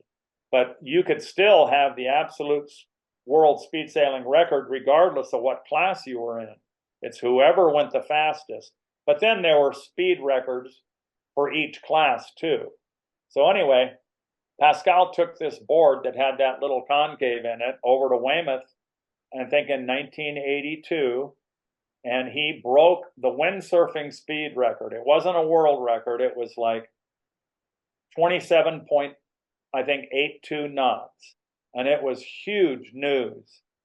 Yeah, I think that picture right there, Élysée, that might have been Weymouth. I don't know. Yeah, it says 1982, so it's probably. Yeah, that looks like Weymouth to me. But board. Yeah, interesting. Okay. But anyway, so Pascal made that record, and so it was big news. And I remember it was done on a Neil Pride Maui sails. Barry Spanier and Jeff Bourne were making Maui sails at the time, and it was just on a stock Neil Pride Maui sails sail too. And so it was huge, huge news in the windsurfing world. And in the Windsurfing magazine, big articles on it. And so that put the focus on speed, on my boards, and on Neil Pride sails, Maui sails specifically. And so the next year, Fred wanted to go to Weymouth and see about doing a speed trial, seeing about going for the world record or whatever, or the speed record. Yeah, there's a picture of Fred on the board I made with the wing mask. So that was 83. So I shaped Fred 2 boards. One was a 9-footer. I think it could have been, 20, 21 inches wide. And then also that one that's in that picture you're showing, there was 8, 9, I believe, and maybe it was 18 and a half or 18 inches wide. And I did that concave on the bottom, going into a double concave in the back. But the concave was a lot wider. I think it was almost rail to rail and a lot more flowing all the way through the bottom of the board. Fred did 30 point something knots, which was even bigger news than what Pascal did, because Fred broke the 30 knot barrier. And that was a front page picture of Windsurf magazine. Yeah, see, Fred Haywood bust 30 knots. But that 9-foot board, I mean, this is one of my claims to fame, and claims about the geometry of my boards. Barry Spanier called it the imperceptible geometry of the shapes I was doing. Fred had a 9-foot board that he sold. I made him the 8-9 and the 9-footer. He wasn't going to use the 9-footer because that 8-9 was so good and it was smaller. So he sold the 9-footer to Robert Terratahau. I know you know who he was, right? Right. Robert's a good surfer, and he back then, shoot, I think he was 15 or 16 years old back at that Weymouth event. So on that world record, not the world record day, but that day Fred did 30 knots, Robert went from, I don't know what place he was in, but second place in the entire event when Fred sold him my board, the board I shaped. So it's pretty objective. It's pretty easily to say objectively that board helped Robert get that speed, not his sail, nothing else. Because when he got that board I made, he went up to second place on it. But anyway, that really catapulted Sailboards Maui, Neil Pride Maui Sails, and me into the big spotlight of windsurfing. So for the next several years, all I cared really, I was making wave boards too, and but speed boards was our main thing. So the next year, 1984, I started traveling. I think that picture you showed of me holding that red board might have been 84, maybe 85. But I started going to speed trials too. And I was okay, but I wasn't, there was 60 people at each speed sailing event. They only allowed 60 people to enter. And I was always in all the events around 30, at the end of the event. I was right in the middle of the pack. I wasn't anything exceptional, but I had potential. But but the speed trials, the top people were only separated by tenths of a knot, like 38.2 or 38.1, real minuscule amounts of speed would determine who was first, second, and third, and fourth. So I was always in the middle of the pack. I mean, I wasn't like 10 knots slower than the first place people, but anyway, each event I would go to, mainly it was just Weymouth and France in those first few years. And go to, people would order speed boards from me from all over the world, and then the next event I would come, I'd bring 4, 5, or 6 boards to people. And then one year, this guy Julian Kendall he had gone to the Canary Islands a lot, and he said there was this one spot down there in Fuerteventura that the average wind speed was like 25 or 30 knots a day during the summertime, and it was a killer place to have a speed trial. Like, for speed sailing, you want offshore wind so you can sail right next to the beach and have it real smooth, because the farther out you get, the choppier it gets. So ideally, you want butter smooth water with a lot of wind. And so this place in the Canaries, he said, was just epic. So a lot of us went in that June of 1986. And I remember Joey Cabell was getting interested in speed sailing. And unfortunately, he did not go to that event. That was at the same time there was going to have a slalom event in Hood River Gorge. And I remember talking to Joey, and he goes, yeah, I'm not sure where I want to go, whether I want to go to the Gorge event or this Canary Islands event. And unfortunately for him, he didn't go, because I know he would have been good, at speed. And so anyway, we all went over there, and then there was a week long, at the time, actually, at one of the previous France speed events, Fred didn't want to go to that event for some reason. And this German guy named Michael Pucher broke Fred's 30 knot record. He didn't break the world record, but he did 32 something, 32 knots.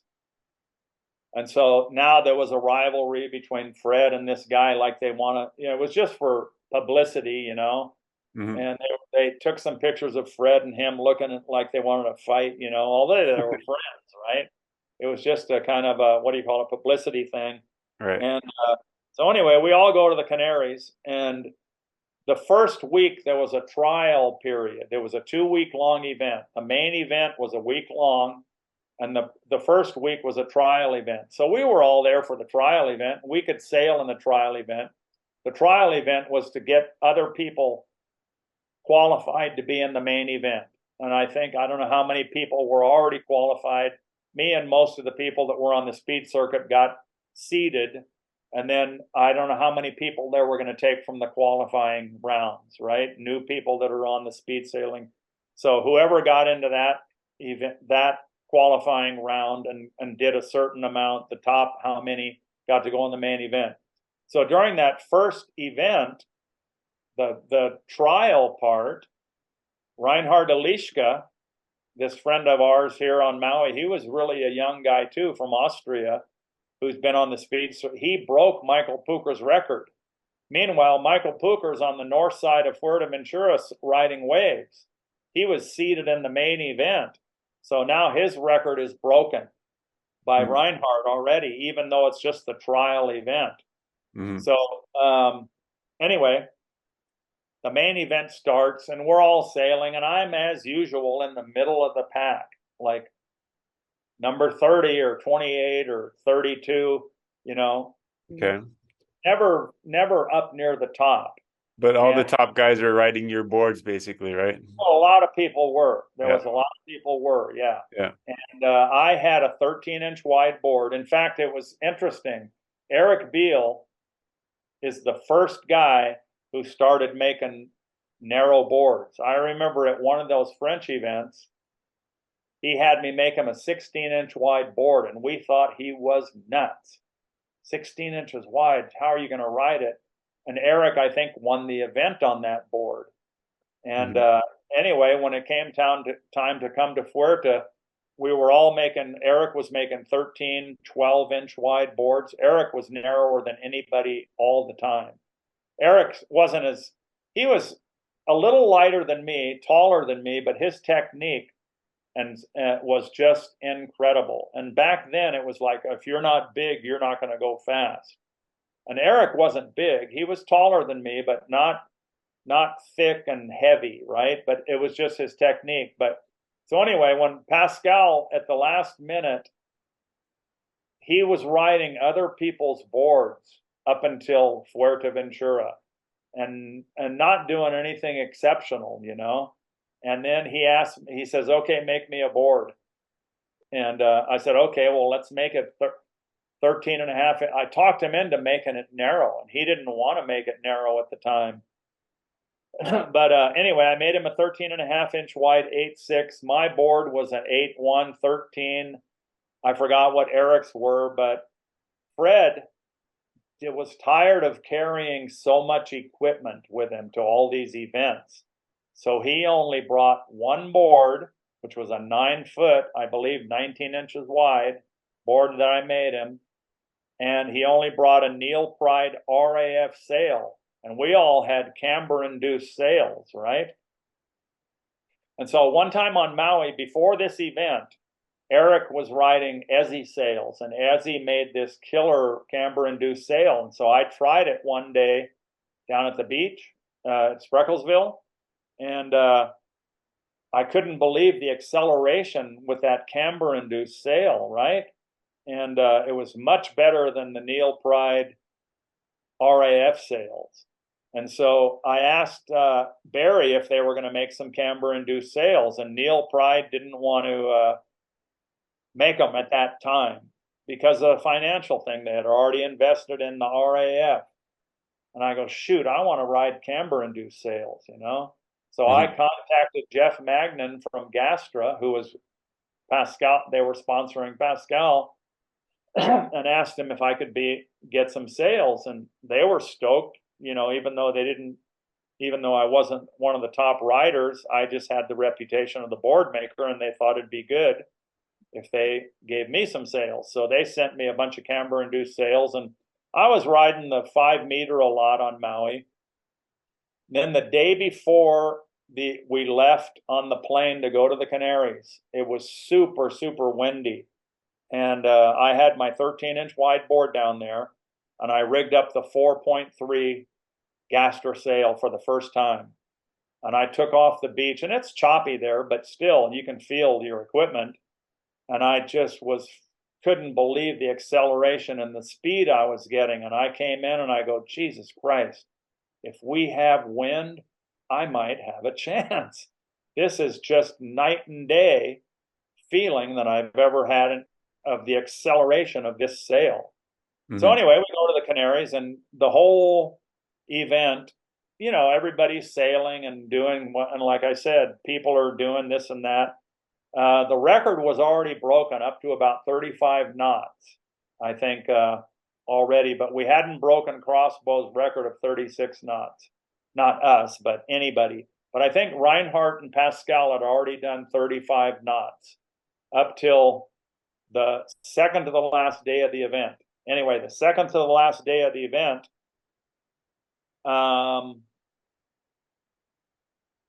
was ridiculously windy, something like 40, 45 knots, just perfect direction, butter smooth, not a ripple near the beach. And then it got super windy, choppy outside, but it was just dead flat water, no surf, nothing. It was like those pictures you were just showing, but Mhm.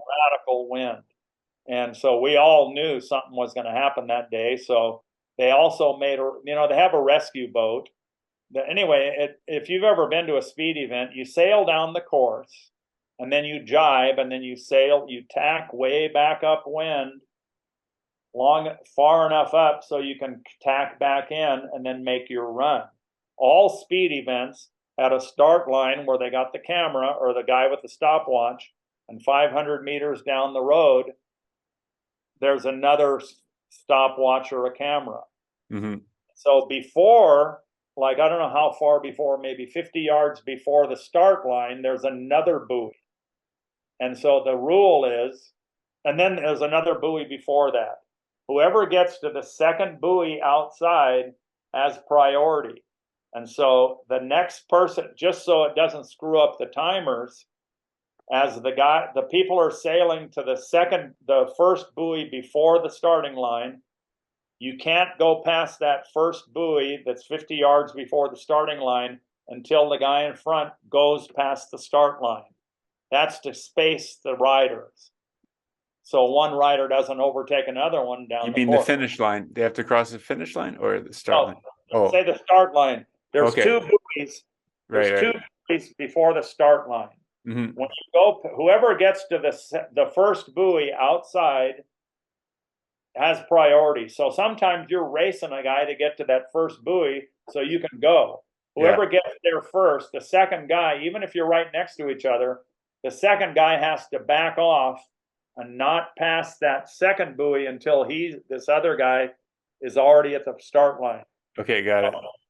So anyway, if I'm sailing along and somebody beats me to that first buoy, that I have to luff my sail and stall and not go by this one buoy until he's started past the start line. Anyway, the point of all this is it was so windy. The organizers of the event said it was too dangerous for us to sail back upwind, because if somebody ate it somewhere along the line outside there, the rescue boat might not be able to get them in time. Right. So we had to all walk back up the beach. And I remember Fred used to always say trees on the beach or screwing up the wind and all this. And I thought that's just nonsense, you know, but it does. Any little obstacle on the beach can affect the wind coming across, especially since this event was so perfect. The tide was right up to the edge of the sand. We were sailing like 3 feet off the sand. It was so clean. So anyway, the first, me and Pascal and Fred and a few of us we were the first ones in the water when the thing started. And I was so freaked out about getting pitched, hooked in. I did my first run unhooked because I didn't know if I could even sail in that much wind without eating shit. Right. So I did my first run unhooked and I made it. And I go, oh, okay, I can hook in the next time. Anyway, I found out later that Fred's best run, Eric's best run, Pascal's world record run, and my run were in the first few runs we did. And I think I'm attributing that to after the whole 60 people started making their runs and walking on the beach back up, we were just walking right, our board would be in the water, right? And we would just be walking with our sail. The board would just be in the water 6 inches, and the riders coming down the course were like 4 or 5 feet away, right? Out away from the beach, coming down the course.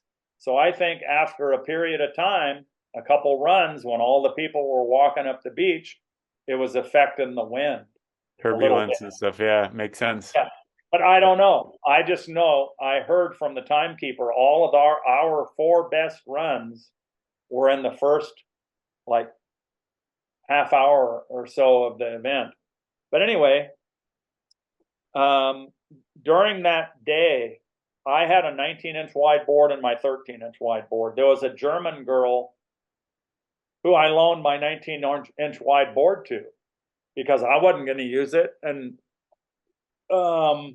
everybody was real friendly back then and wanting to help each other, you know. And as we were walking up the beach during that event, I remember all of us cheering everybody on as they were sailing by. Go, go, everybody, you know. Nobody was in competition with anybody. It was all just a beautiful thing. But anyway, at the end of the day, somebody was saying, yeah, the world record got broken that day. And which was, wow, we beat Crossbow. And then one of the timekeeper's wife told me that, Jimmy, you're number 3. And I just couldn't believe it. What? Me? Number 3? It was the best feeling I ever had as far as that stuff, because I was always in the middle of the pack. So anyway, that night they announced, it wasn't the end of the event, but that night they announced all the results of that day. Pascal did 38.82, which was like he just smashed the 36 knot barrier. You know, that was just ridiculous.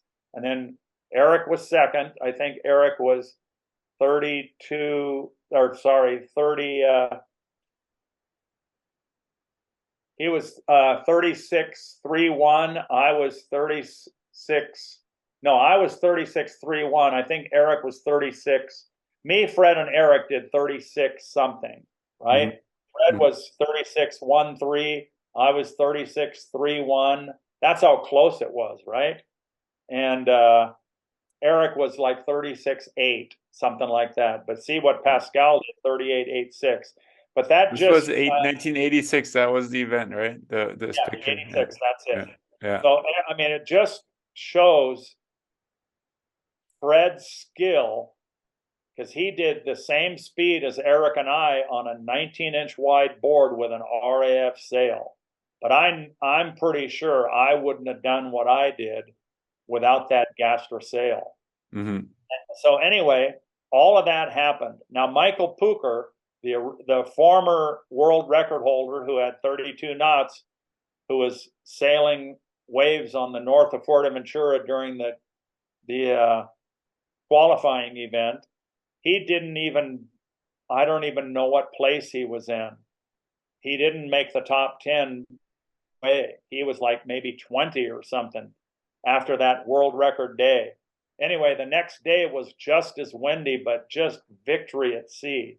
terrible conditions. There was little surf coming. It was super choppy with the surf, little, 1 foot waves just ruined that perfectly smooth speed course. Mm-hmm. So the next day, I think there's no way in hell I'm doing 36 knots on a day like today.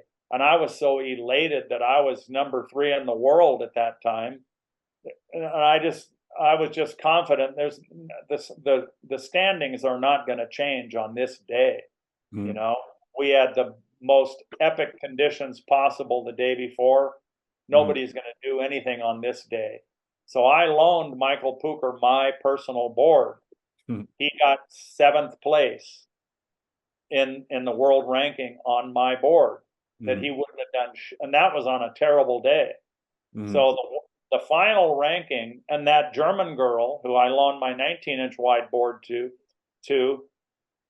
did several knots quicker than what her previous board was doing in that event. 7 out of the top 10 times on that day were on my boards. And the only 4 boards that broke the world record were my boards. I mean, Eric, Fred, and myself and Pascal broke Crossbow's record.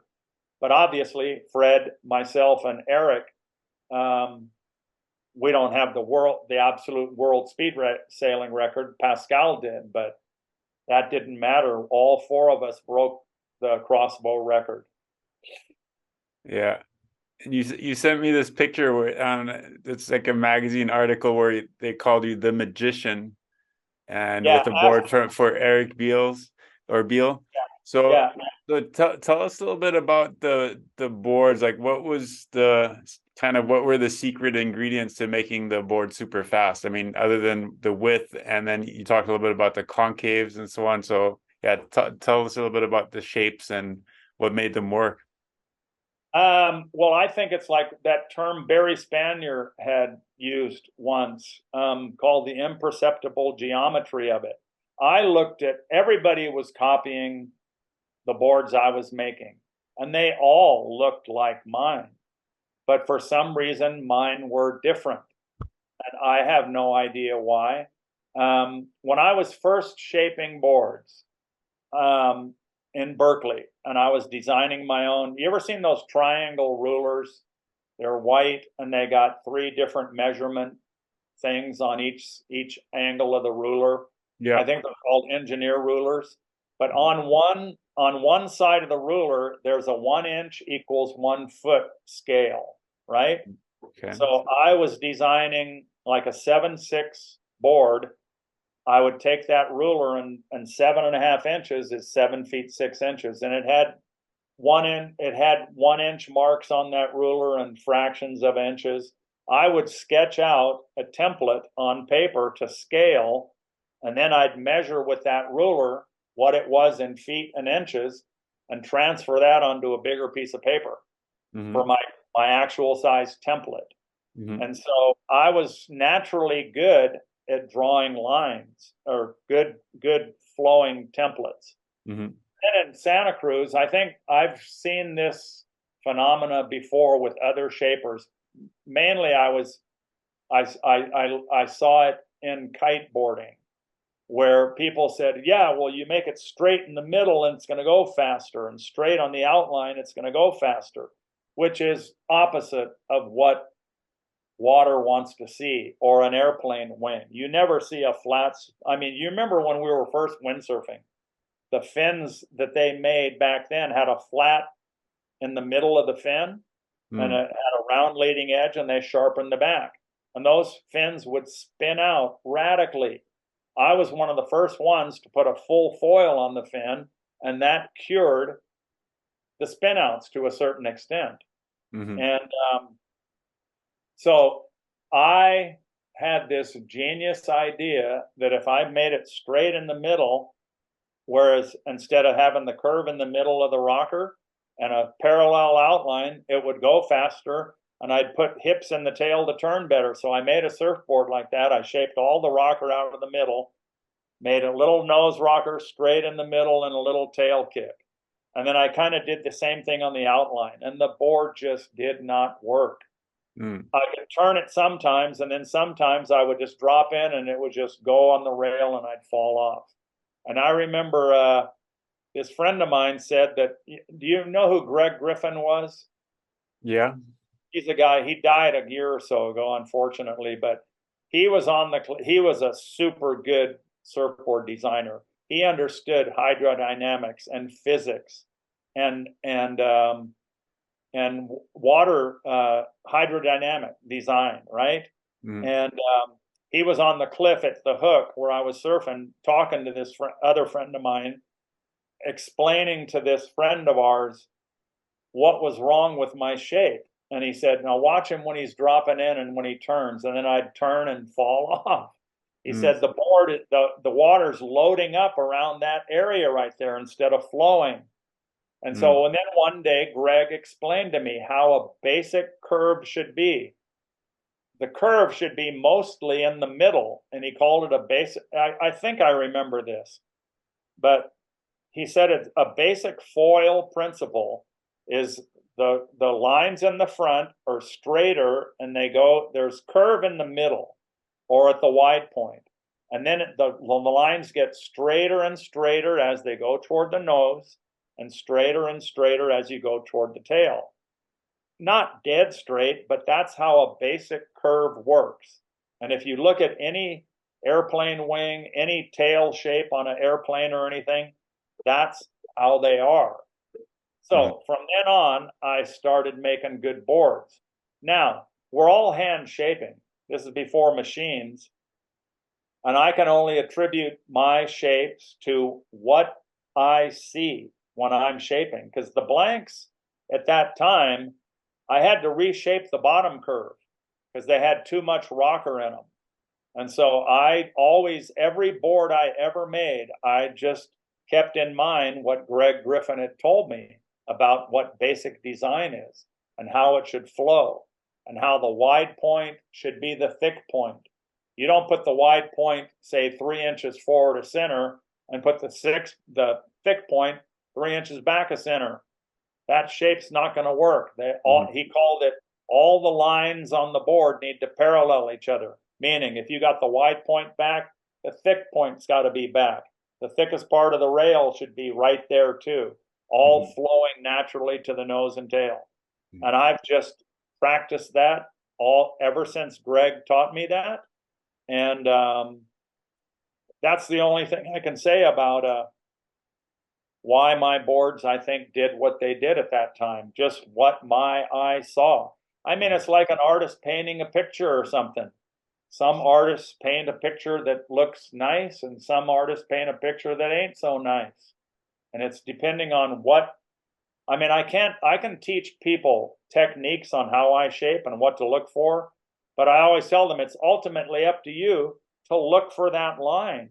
What you see as a clean line might be different than what I see as a clean line. And that's the only thing I can attribute it to. Yeah. So back then, I guess you were still making boards with Clark foam and fiberglass and polyester resin, right? So when did you start using like composites and like, I guess, epoxy EPS foam and sandwich construction and all that kind of stuff? Yeah, I think during that time we made a few epoxy boards. I know Eric had a few before any of us did. But when we started, I think when the World Cup, I think it was in the late, let me see, maybe around the mid 80s, I think, or the later 80s when the World Cup tour started getting real popular and speed sailing was fading a little bit. You know, after Pascal broke Eric, I think it was 1987, no, 88 maybe, Eric Beale did 40 knots on that canal. And after that, I don't know if it was just because me and Fred and Eric and most of us from Hawaii became a little less interested in speed sailing. And I think other people were kind of interested, but the World Cup started getting more popular, if I remember. And so that's, I think around that time when other people started making epoxy boards with styrofoam, that's when I did. I didn't start doing it. I think I followed Mm-hmm. the people doing that. And it was in the later 80s and that I started doing that. And I learned how to do it just like everything else, you know, learning from other people how to do it. Mm. You know, it was definitely, I didn't read something about it. It was watching somebody else do it and somebody teaching me. Everything I've learned about making boards has come from somebody else, I think. I mean, I may have adjusted some of my techniques, but basically I'm doing the same thing that I learned back in the 60s on how to do it and from watching other people do it. And But it sounds like you've always been very open to changing and following new trends or new ideas and just kind of keeping an open mind. You weren't so specialized that you wouldn't try new things, right? So yeah, I was not so much into gimmicks though. I don't remember ever doing too many gimmicks. I remember Fred one time wanted me to put all these funny little concaves all over the board, and he just wanted a flashy looking board, and I never liked, I mean, for example, oh, I like used the golf ball dimple type of thing, like they had for a while, yeah. yeah, I mean, I did one or two of those boards, but as you see, nobody's doing those anymore. If they were so good, why are they totally non-existent? Right. But in the mid, I think it was maybe 84 or 85, when I was first making fins, when I first realized making a full foil fin was happening. So I was laying up my own fin panels and I was making Malta simmer fins. Malta was one of the best wave riders at Hokipa and windsurfers. And so I was making him fins that worked better than anything else on the market. And he was friends with Glenn DeWitt, who owned Rainbow Fins, and they wanted to make some Malta simmer models. So Malta introduced me to Glenn. So I was making slalom fins and speed fins. And I was also making Malta's wave fins. So we did a contract with Rainbow, Malta did, and he got me in on it, that Malta would make some wave fins for their line, and I would make some slalom fins and speed fins. And that we would get $1 each for each fin that they would sell. And so I was only making the slalom fins, and Malta was making the wave fins. Turns out the slalom market and the speed market was much bigger than the wave market. So my royalty checks were way bigger than the simmer ones. And Klaus at that time got involved with Malta's business, their business, the simmer business, and Klaus renegotiated with Glenn to give $2 a fin, and also to let Simmer make some slalom fins. And I go, well, if you're going to let them make slalom fins, you got to let me make wave fins. So they did, and so then the royalties got better because we're getting $2 instead of $1. And I remember this is how quickly windsurfing grew. The first check I got, they were giving us monthly checks. The first check I got was $33 because they made 33 of my fins the first month. The next month I got a check for 333. And then the next month I got a check for like 900 and something. And then for the next 3 years, my check never got below $1,000.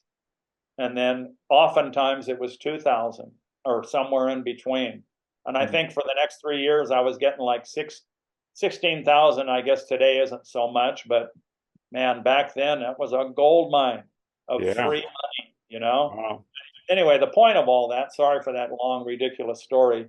The next year, you know, Rainbow had Dave Kalama, who was one of the best windsurfers at that time too, and Mark Angulo designed some fins. And basically it was the same leading edge.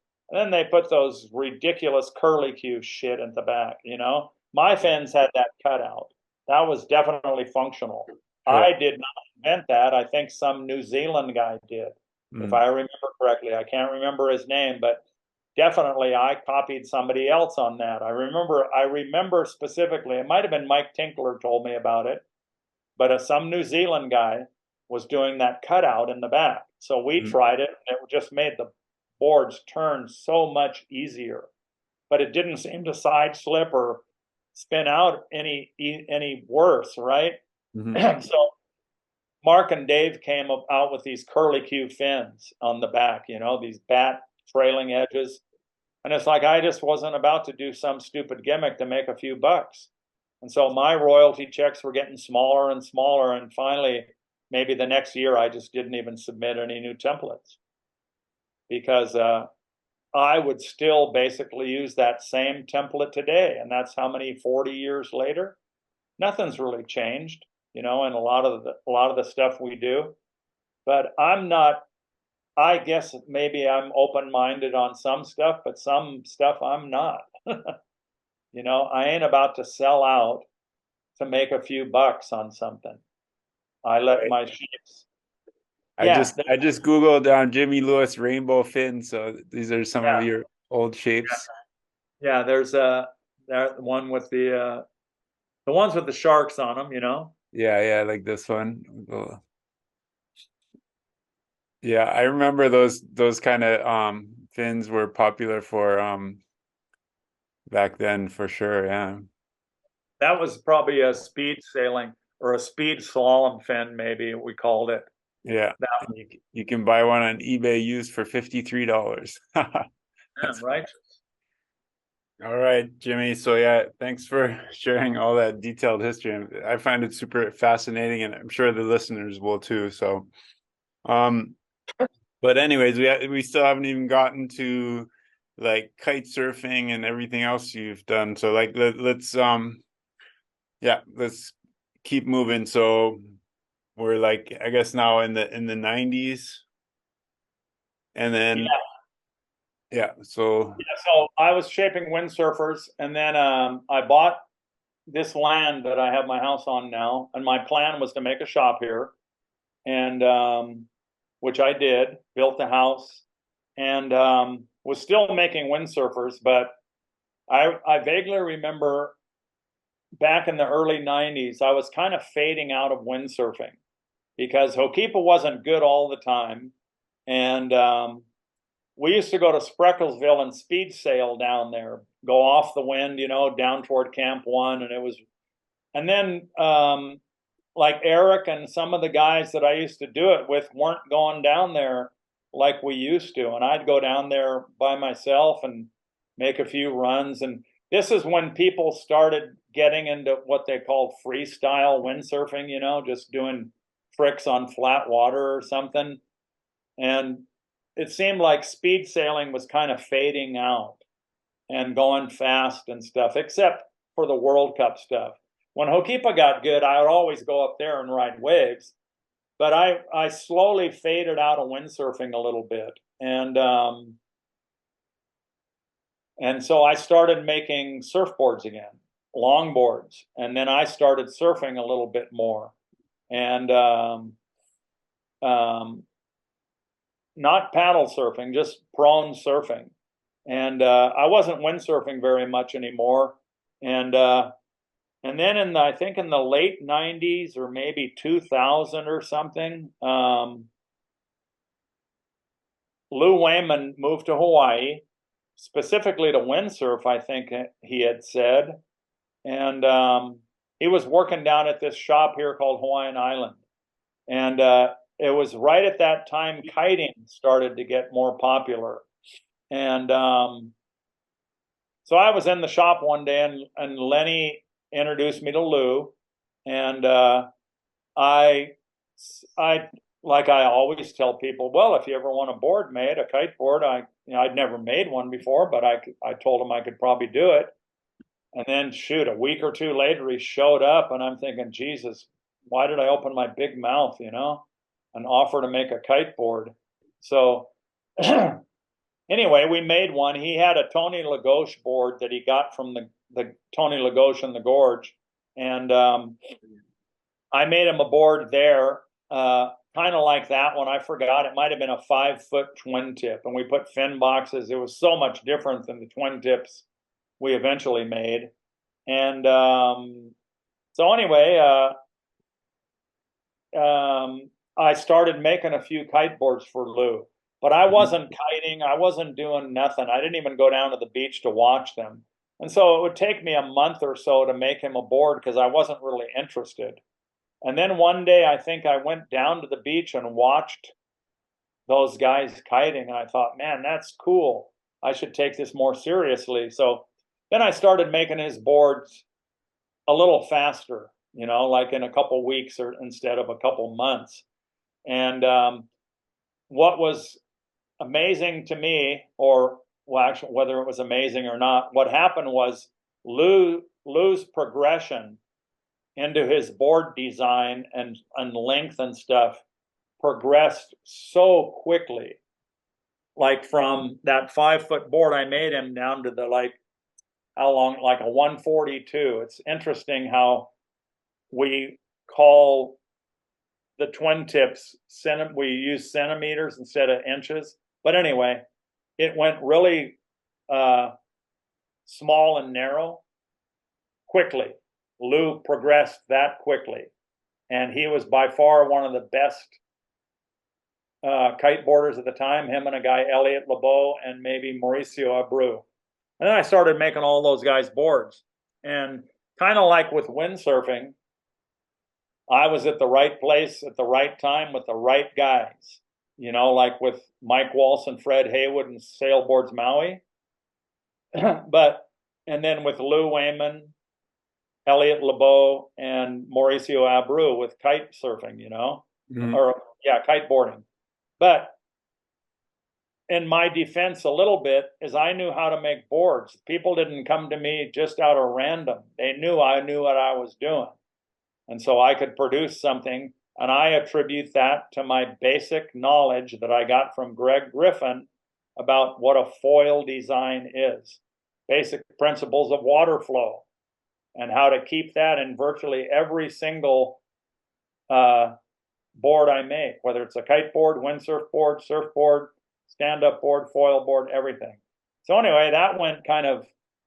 So it's basically that philosophy of keeping like a constant curve throughout the board, and then keeping the wide point in the same place as the volume, center of volume, and so on. Yeah, those kind of things.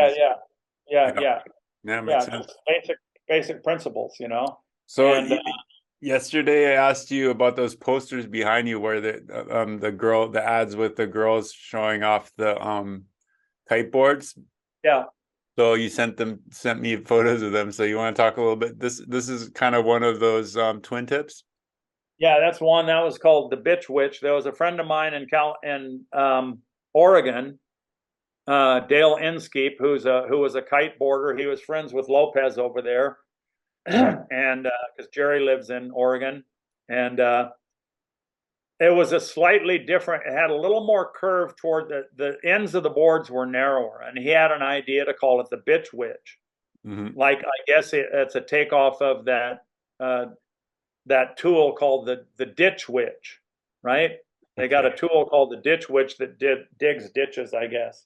Mm-hmm. So anyway, we call that the Bitch Witch, and then so that was just an ad I did. And the other one, this one, a woman in Florida who was getting some boards from me had a bunch of ideas for some names of boards, and she sent them to me. And one of them caught my eye and it was dominatrix. But I already had the pickle fork, I had the Bitch Witch, I had the model. I forgot the names of some of my boards, but I thought, what about this dominatrix? What can I call the dominatrix? So anyway, at the original kiteboards I made were just flat bottoms with a razor sharp edge the whole way. Mm-hmm. Anyway, at one point, maybe a year or two into my kiteboarding making, this German guy came by the shop and told me, yeah, you know, you kiteboarders are doing the same thing that a slalom water skier does. You're trying to hold an edge at high speed. And he goes, he said, virtually every slalom ski on the market is basically a single concave all the way through, and the edges are round. They're not sharp. And that's the design that holds the water.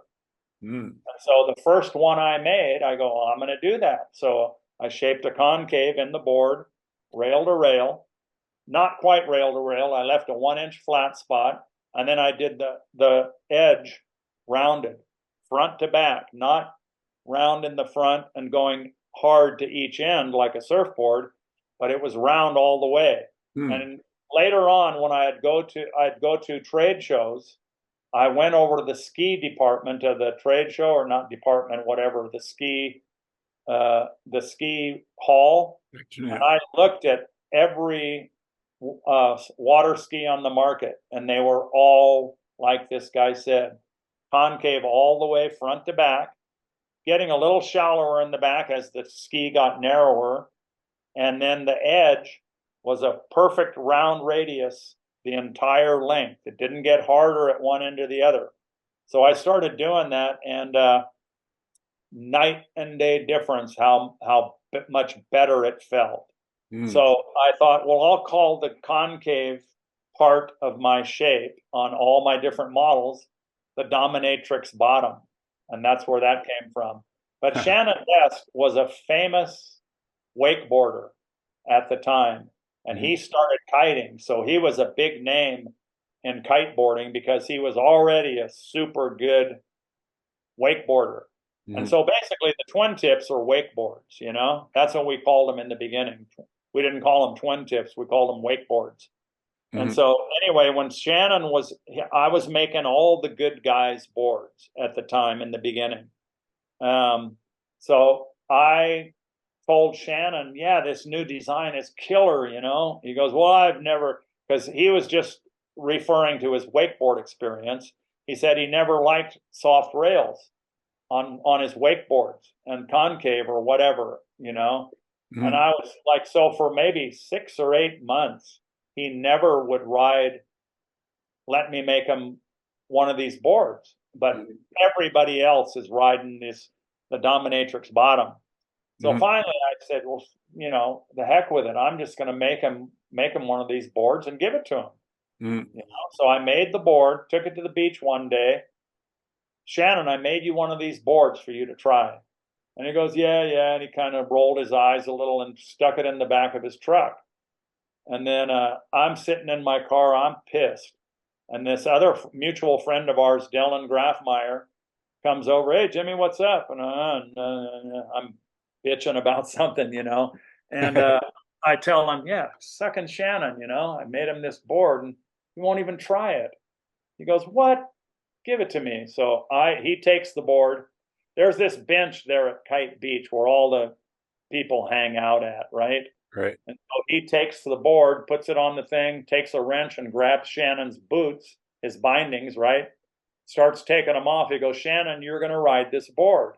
So he just transferred Shannon's bindings onto that board I made him. And Shannon reluctantly went out on it.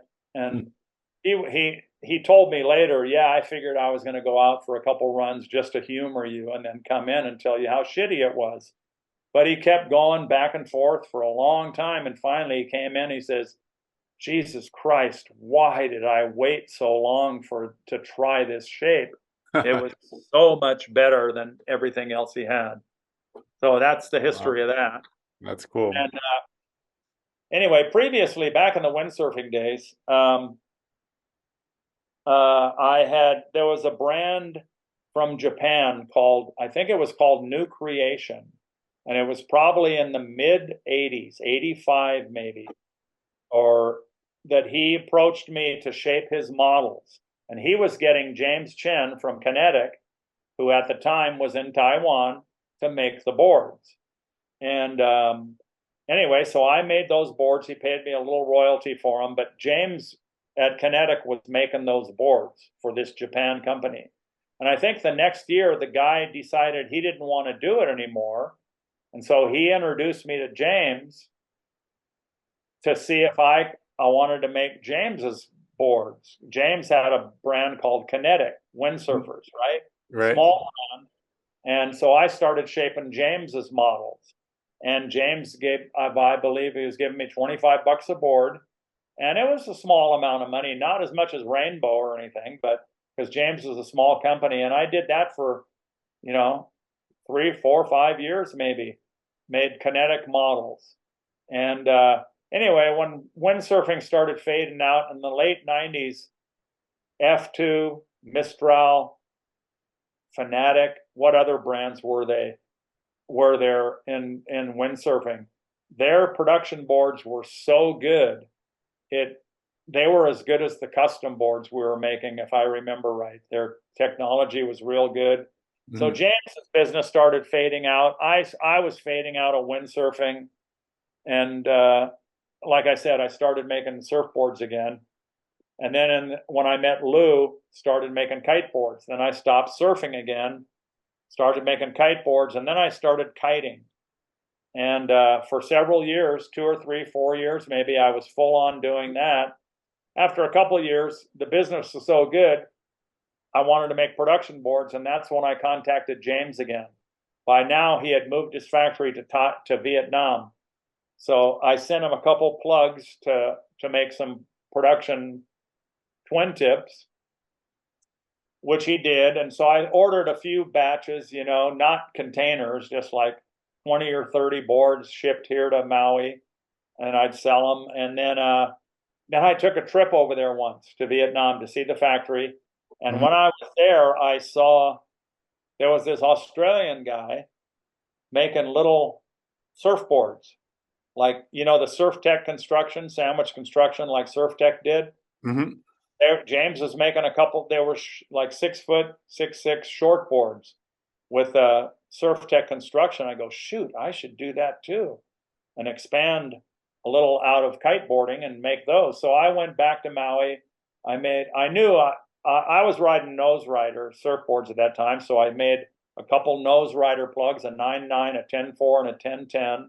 And then I made a 9.1 and a 9.8 and an 8.6 progressive longboard, which is a down rail longboard with flat bottom and stuff. My nose riders were 50-50 rail 60 style boards. Mm-hmm. And then I made the 9-footers. And then my friend at the shop, Lenny, said, yeah, make a 7.3 and a 7.4. So I made it like what I call a big short board shape of a 7.9. Right. And when he got them, he goes, no, I was meaning like a mini tanker. So then I introduced the destroyers, the destroyer mini tankers, which turns out to be I sell more of those than anything. And anyway, as I was increasing my surfboard line and still making kiteboards, stand-up surfing came along. And so I slowly started adding stand-up boards to my line. And I kind of faded out of kiting. What happened was I was never really good at kiting. I was real strong kiter, but I didn't do a lot of jumps and I didn't do a lot of tricks because I just wasn't agile like that. And anyway, one time it got super, super windy. When it was windy for windsurfing, it didn't matter how windy it got. We all loved to windsurf in like 40 knots. But kiting is hairball, even if it's 25 or 30, at least back then, because I was only riding 2-line kites. The most progressive kite I ever got was a 4-line kite with a pulley bar. I never, ever used a chicken loop. So anyway, one time it got super, super windy, and I just did not want to go down and ride a 5-meter kite. It was too hairball, and it just wasn't fun for me. It was kind of just surviving because I wasn't doing big jumps and tricks in that kind of wind. And anyway, the wind didn't die for over a week or so, and I just never went back. I never kited again. I was tired of the scene down there with all the wannabe pros, wanting something for free and thinking they're so hot and stuff. I just didn't want to be around those people anymore, didn't care anymore. Mm-hmm. And I started making surfboards again, and then stand-up came along, and then I started making stand-up boards, but I was still only surfing. And then one time, how did you get into stand-up boards? Just people asked you to make some boards for them, or how did that? well, I just saw it as something else. I was interested in making them. Yeah, maybe a few people asked me to make them. Right. Mhm. Yeah, Mauricio, I think, was the first guy that had me make him a stand-up board. I think it was an 11.6. I got one of those 12-foot tandem blanks from Clark, and made him an 11.6 or something. And then I made a few boards like that. This is before it got to where it is today. But they were basically real big, long boards, like the ones Laird was riding back then, 12-foot surfboard, longboard type shape stand-up boards. So then I started making a few models for the stand-up line, and I don't have the original boards are not even on the one of the original ones is the cruise control. That was a really good one. It's still real popular. I think it's if you're looking at my website, it's on the all around boards or something. Okay. I slowly started adding long boards to the line. I mean, stand up boards to my line of surfboards and kite boards. And anyway, one time after I'd been making stand-up boards for a couple of years, but didn't stand up at all. I think I paddled once or twice on a stand-up board, but it wasn't any interest to me at all. I still like riding my nose rider surfboard.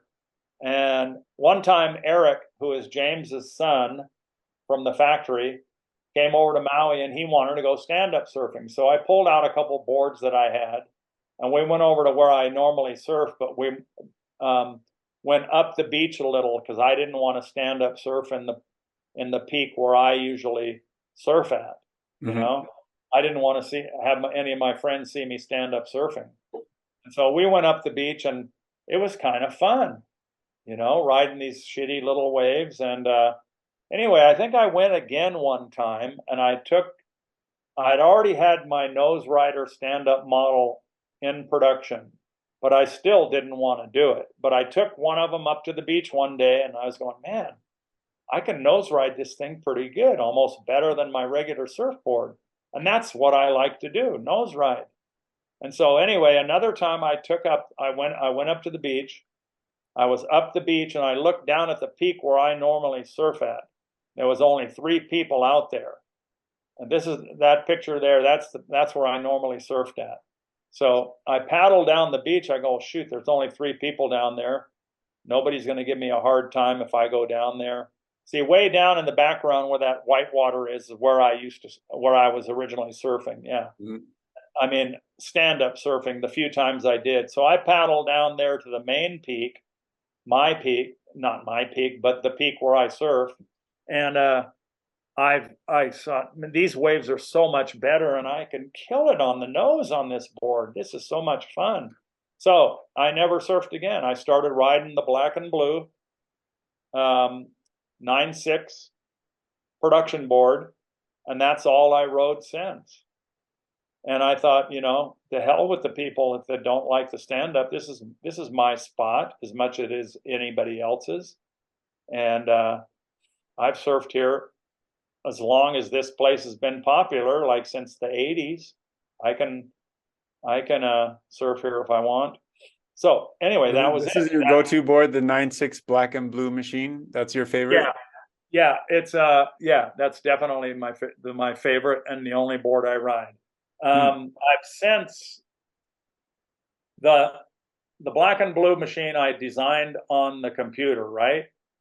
So talk a little bit about the shape. It has like that concave nose too, right? Like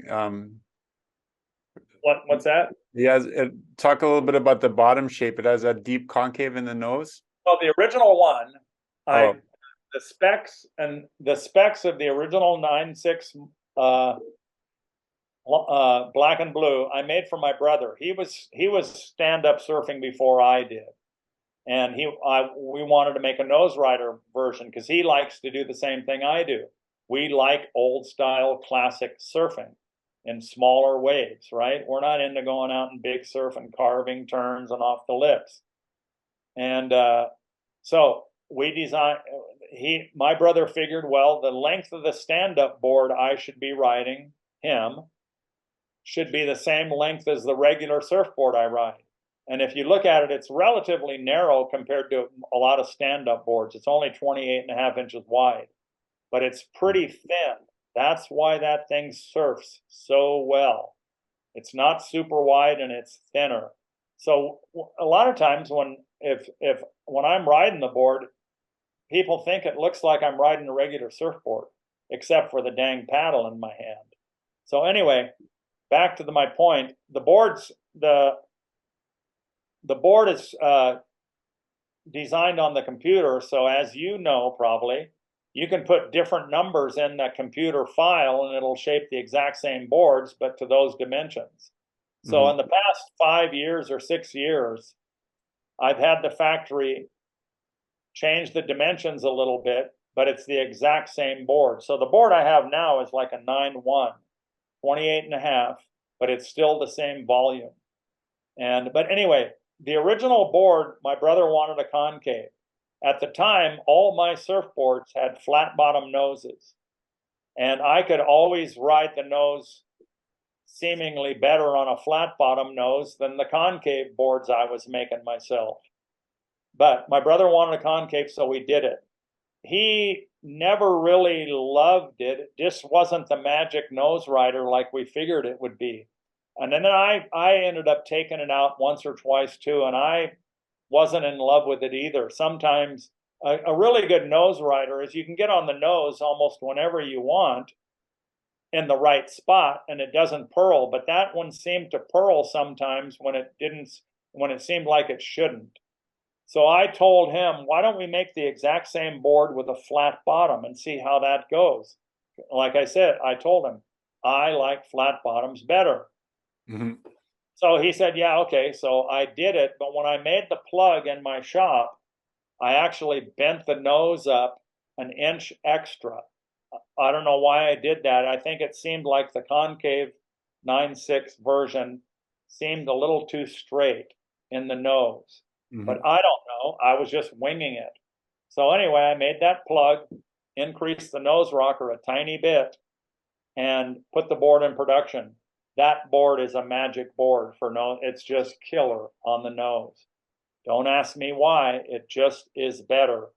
So anyway, later on, a year or so later, or maybe less, he asked me, can we make one of those with that little bit more nose rocker with a concave? And so I said, yeah, okay. So I had the factory shape 2 of the boards with the flat bottom. I said, well, if he's going to get one, I'm going to get one too. So we took the factory, I had them shape 2 boards, and I hand shaped the concave in both of them. And on my personal board, I chopped the tip off 2 inches just because I liked that look. I don't know if you're familiar with it, but Gordon and Smith back in the 60s had a nose rider model they called the Stretch, and it had a square nose like that. And that's where I stole that idea from. Like this, right? Yeah, if you Google the Gordon and Smith Stretch, you'll see the board. Yeah. But a lot of people thought I was copying Herbie Fletcher's boards of the 70s, that he was doing the square nose. But it's not. It was from the Stretch. But it doesn't do anything except look cool if you think that looks cool. Doesn't do anything for function or nothing. But my original board was a 9.4 because I cut 2 inches off. But basically, it was the exact black and blue shape. And just like my brother's, I didn't cut his nose off. So we both just flipped out on how good those boards were with the concave. And so subsequently, all my other boards after that, I've made several of them since then. I have the factory shape them. I hand shape the concave. We manipulate the file to make it slightly shorter, but I keep the width and the thickness about the same. So it's the same volume, but the width is the same. I just have made mine a tiny bit shorter. So when I take my 4 steps to the nose, I'm a little closer to the nose than I would be on a 9.6. I got to take bigger steps. Mm-hmm. And so that's the only board I've ever ridden in my line. That's the only board I ride. People ask me to compare a Super Frank to one of my other models, and I said, I don't know. I can only tell you what other people say. I've never ridden them. Right. And I don't need to ride them. When I make a new model, I know what I want to make, and it's a really, really good board. And if it doesn't match somebody's style, they would get another one. And occasionally people said, oh, are you going to modify this version? I go, no, this board is good how it is. I'm not going to change anything on it. If I come up with a new design, it's a new design. For example, the cruise control is just an ultimate all-around board. It's not a super performance surfboard, but if you're riding like maybe even chest high or smaller waves, you can ride a wave on it really well, but it's the most perfect cruising board. A friend of mine in California asked me, who owns the shop in San Francisco, Court Larnard, famous windsurfer guy. Yeah. He said, yeah, you should upgrade the cruise control. And I said, Court, what can I change about it that'll probably make it worse? It's a perfect board for what it's for. If I change something, what would I do? Put 3 fins on it or make the edge in the back harder? That's going to change something, and very possibly not for the better. Why would we even change it if we want to make another model? Anyway, it was about 6 or 8 months later, he actually took that board over to Bolinas when it was tiny. And he called me, Jesus, Jimmy, that board is so unreal on those little waves. You're right. There's no reason to change this board whatsoever. And I mean, for example, my 9.9 nose rider in my line, my surfboard line, right? The 9.9, 10.4, and 10.10. Those are 1965 shapes. If you want a nose ride and surf classic waves, classic style on little waves, how old is that shape? So 65, what would that be? 35? Was that 55 years old, right? Shape? Or 58 now? 58 years or something? That's an old shape, and it's not going to change. What would I change on it? If I put hard edges on it or 3 fins on it, it wouldn't nose ride like it does. Right. So I mean, Yep. I really like that philosophy you have about keeping the same shapes, because like so many companies try to come out with a new shape every season or every year, and it's like, why, Yeah, I mean, well, not so many companies. All companies basically think they got to make a new model. I mean, the cruise Right. control, the Honolulu board is still a super good selling board. And like all of the surfboards in my line, I made all of those boards 19 or 17, 18, and 19 years ago. Like the Right. Honolulu and the cruise control, these are the first 2 models I made way back probably in 2005 or something, 2006. Yeah, and they're just kind of timeless shapes. Yeah. Yeah. And then Yeah. I've added models like the Destroyer MP, the Super Tech, the Stun Gun. What's the next Quad. one? The Striker, the Quad. They're all slightly different, and people will ask me, how do they ride differently? I go, I don't know. Usually, when a surfer looks at a board, they kind of have an idea how it rides, and that's not a good explanation to somebody that wants to buy a board who doesn't really understand it. But a surfer would understand. A surfer can look at a board and say, yeah, I know, kind of, that's not my style just by the outline, right? A lot of surfers, I think. Maybe I'm just reading into what I'm thinking myself, but I don't know. Okay. Well, so a lot of people are listening to the show because they're into wing foiling. So at some point, let's talk a little bit about foiling, like how you got into foiling. This what I really like on the front page of your Jimmy Lewis website, you have my friend Jeff Chang riding on his Jimmy Lewis board. Yeah, So, I was lucky he got that picture because anyway, I started making foil boards probably 20 years ago when Laird and Brett Lickle and these guys were foiling with those chair metal foils. And I was making a few boards for those guys. And you know Vitor, that lifeguard on Oahu, right? Vitor Marcal. Mm-hmm. I was making boards for him, and he was a real good foiler. And that was when they were putting snowboard bindings on the boards and riding those metal foils. And he was one of the guys that could be riding a wave and do a jump and then come back down and continue riding the wave. And he mentioned to me that, you know, when I come down and hit the water, the board almost comes to a dead stop because of the friction. Because when you're on the foil, there's no friction at all. Mm-hmm. You're just gliding around through the water with just no drag at all. But mm-hmm. when the board touches down, it's like putting the brakes on. He goes, what kind of shape could you do to make it so it doesn't stick so much when it lands? And the first thing I thought of was a seaplane, one of those seaplanes that lands on water. Mm-hmm. I go, that's the perfect shape for landing on water, because those planes are coming down at 100 miles an hour or more and landing on water and not doing endos, you know? Right. So I looked up on the internet what the shape was and how it had the step in the back. The step in the back, I learned, was if it didn't have that step in the back of the seaplane, it wouldn't be able to take off. There was too much drag. Mm. And I Googled some videos recently just to watch how it worked. And that step in the back of the seaplane, and it had the tail of the plane lifted up, mm-hmm. the plane would be riding along, planing on the back edge of that thing, and that lifted part, because of the angle of attack of the wings and the stuff of the seaplane to take off, that back edge of the tail of the plane was perfectly parallel with the water, just inches off the water, not touching. And if that part was in the water, it would be dragging too much and never be able to reach a high enough speed for the wings to lift off. So that's where I came up with the design. And on the first couple boards I did that step on the bottom too. So I made Vitor.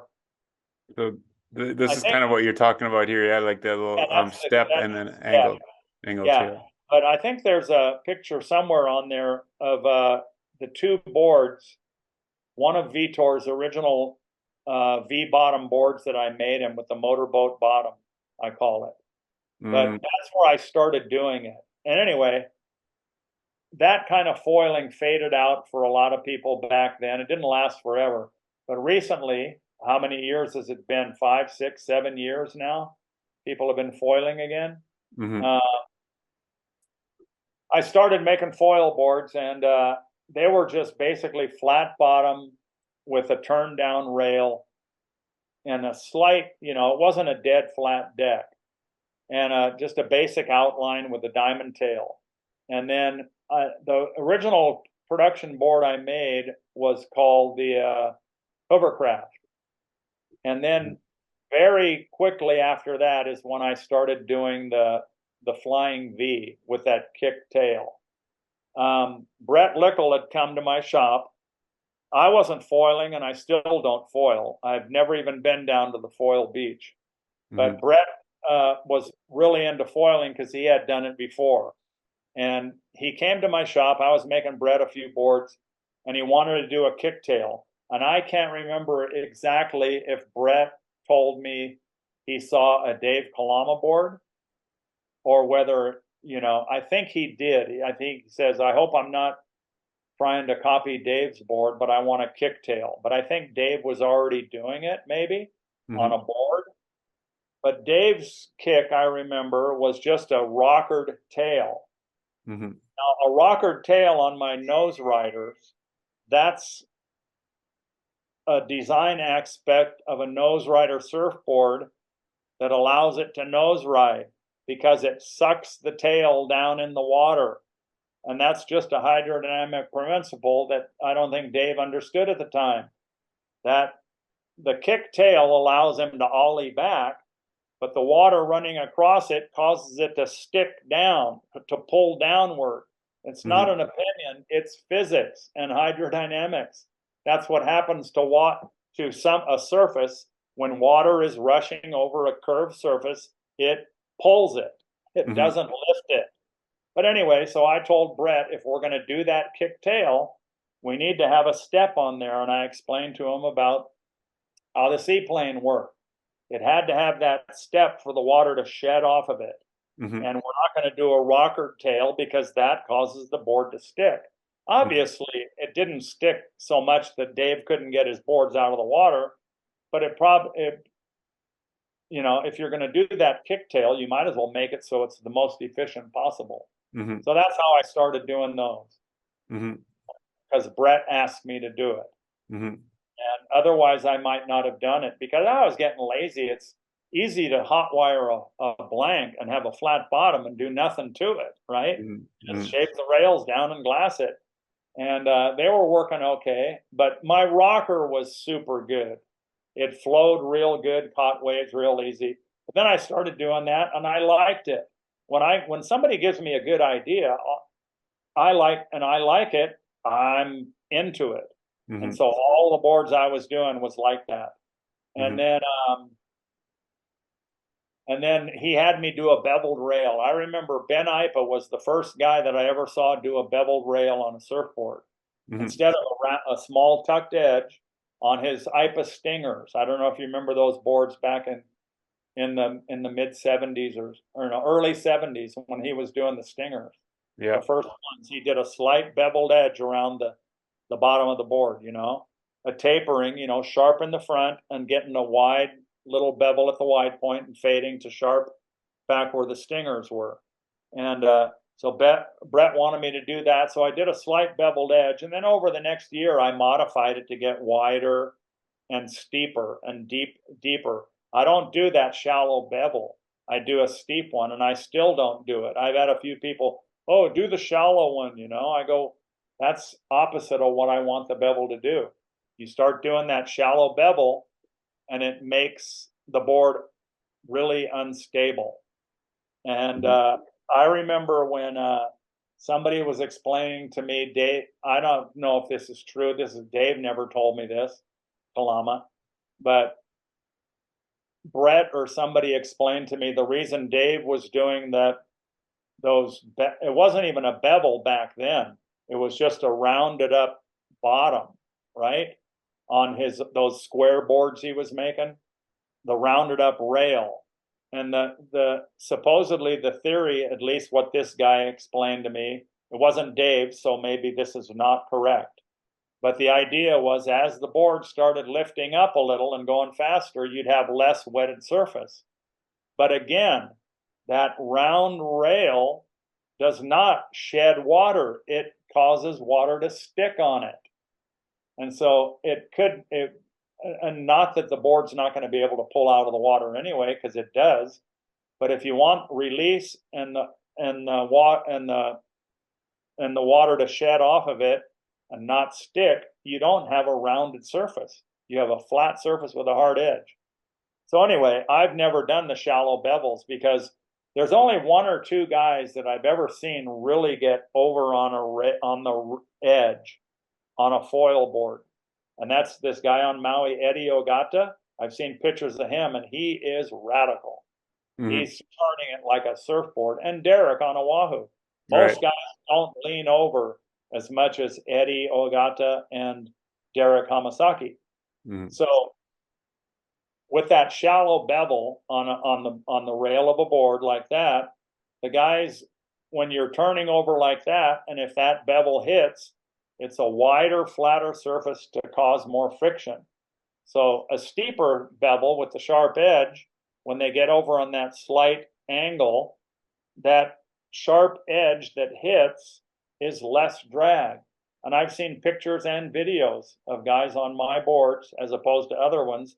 And when the rails touch the water on occasion, you hardly see any disturbance in the water, and there's no drag, less drag than if a wider, flatter, or a rounded rail would hit the water. And so basically, you're trying to match the shape of the rail to the angle of the water when you go Yeah, on a steep well, turn, basically. I don't want that shallow bevel to match the angle of the water when they get over like this. Yeah, If that hits down, that's more drag. And here's right, my bevel. If they get over like that, a sharper edge is hitting, right. not this flat surface that's shallower. Mm, But yeah. as you see, any board on the water is working, Mm, right? I just figure why not make everything that's going to happen with this board the most efficient possible. mm. And that's just my design ideas. And So talk a little bit about this board that you recently made for Derek Hamasaki. I guess this is a board you hand shaped and glassed yourself, right? yeah, I hand shape and glass and do everything. But anyway, a while ago, when I started doing that motorboat or the seaplane bottom again, I had already started doing a super slight V all the way through the board. Mm-hmm. And like I said, originally I was just hot wiring the blank, shaping the bottom flat, and doing that kicktail. That was real easy.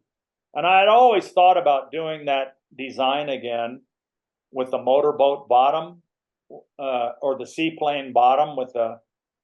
But I was just kind of lazy, you know. It was easier not to. It's a hassle to shape that. Not a hassle, but it's a lot of work and takes time. But Mm-hmm. anyway, one time Derek asked me to do a round bottom front. And I think he was seeing the Kalama boards or whatever. He's saying, yeah, these boards, glide through the water really nice. And I go, Derek, that's not a design I'm going to do. I said, I'll tell you what, I got a design that I used to do on Vitor's boards. I'll do you one of those. So I did that motorboat front, but it still had a slight V in the back, not the deep one that I'm doing now. Mm-hmm. And so I sent him the board and he just freaked out. He loved it so much. And he wanted to, before that too, he also wanted me to do a double concave because he saw some people doing double concaves. Mm-hmm. And I said, double concaves do not, they stick in the water. They don't plane like people think they do. Now, in the nose of the boards I'm making there, as you see, and on my flying VM, the nose is a pretty deep V up there, and it is got slight concaves, but it's Mm-hmm. not what I call a double concave. A double concave is if you put a straight edge across the bottom of the board, the straight edge is touching the rails and it's touching the center part, and the two concaves go down below those two lines. That causes suction. It doesn't cause lift. So anyway, after I made this board for Derek, not this one we're in the video, but one with the motorboat front, Mm-hmm. he takes videos in the water, as you know. I think he always takes his cameras out there and takes pictures and videos of people. Mm-hmm. He sent me this video. He goes, yeah, Jimmy, now I see what you mean about that double concave. And he showed a video of this guy on a board with a double concave nose. And the guy looked like he was a good foiler too. It was a short board.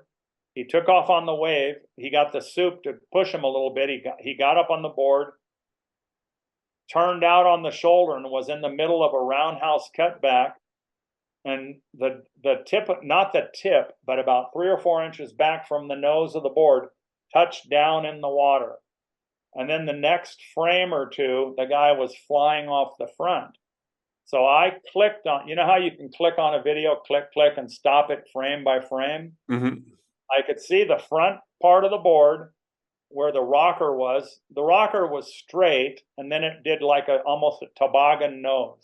It didn't have the perfect clean line all the way through. So Mm-hmm. that was an issue. And then also the double concave was an issue too. And all the round edges on the bottom, rather than having sharp edges, they were all round edges. All of those working against the flow of water. So the guy touches down, and I could see the back of the foil was still out of the water. You could see the back of the board was out of the water, and I could see the strut of the foil.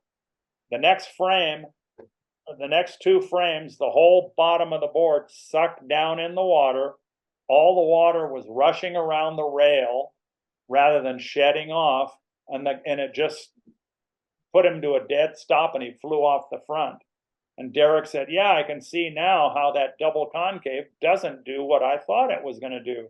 Mm. And so, Especially at speed. I think the double concave helps a little bit when you're taking off to create lift, but if you're touching the water fast, it creates a lot of suction, actually. Yeah. Right, but even the double concave, or whatever you'd call it, like this, creates more lift than a double concave like that. Otherwise, motorboats wouldn't be shaped like this. They'd be shaped like that. Right. Not all motorboats are made to go super fast. Right. It's just most of the designs I do, I look what's existing in the world already, like airplane wings that have been the same shape since the Wright brothers made one. Boats and stuff, they don't change a whole lot. So anyway, later on, one time Derek was up on the North Shore and he saw Vitor's, one of those original deep V bottom boards I did for him. And there's a picture of it on the foil board section of mine, I think. Where I can look it up. If you look on my website on the foil board section, I think, I don't know which one you click on, but I think there's the Flying VM. I think there's a picture of a couple boards on there. One of Derek's boards, and that board of Vitor.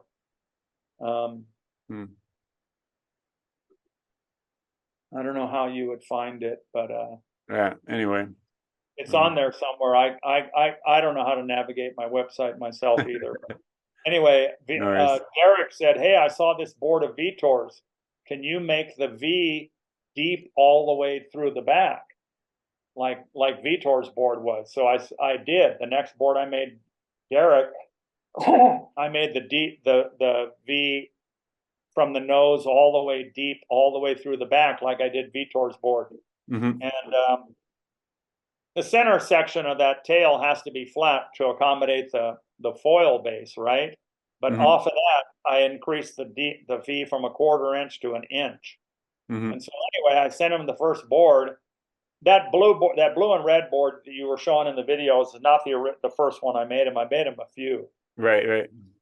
But the first one I sent him, he just texted back me this emoji of a guy with his head exploding. How much better he liked that deep V. So I've been doing that ever since. That's awesome. But you know, for like that video I was telling you about,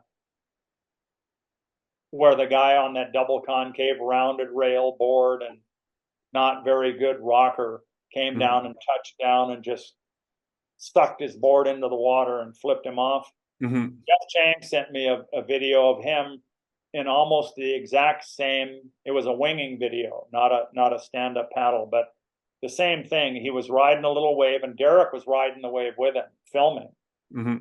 It showed Jeff come down and touch a couple times, exactly the same way as that guy did. And the water, you could see no water was wrapping around the rail. It was shedding off, and the board would skip back up. One time he almost stuck it because he was really far forward, but the board shedded all the water off and ricocheted back up on the foil again. Happened 2 times in the video. I can send you that video. I don't know, maybe you've seen it before, but yeah, I can share that. I mean, another thing I've noticed too, with some of the early foil boards, they had completely flat tails. So if you mount the foil on the completely flat tail, when you're flying faster, a lot of times the board was actually like angled downward a little bit at high speed. So then if you touch down, it would just instantly stop, you know? So that's why it's actually better to have a little bit of rocker in the tail, so the foil mass is angled a little bit, so the nose is riding a little bit higher when you're going fast.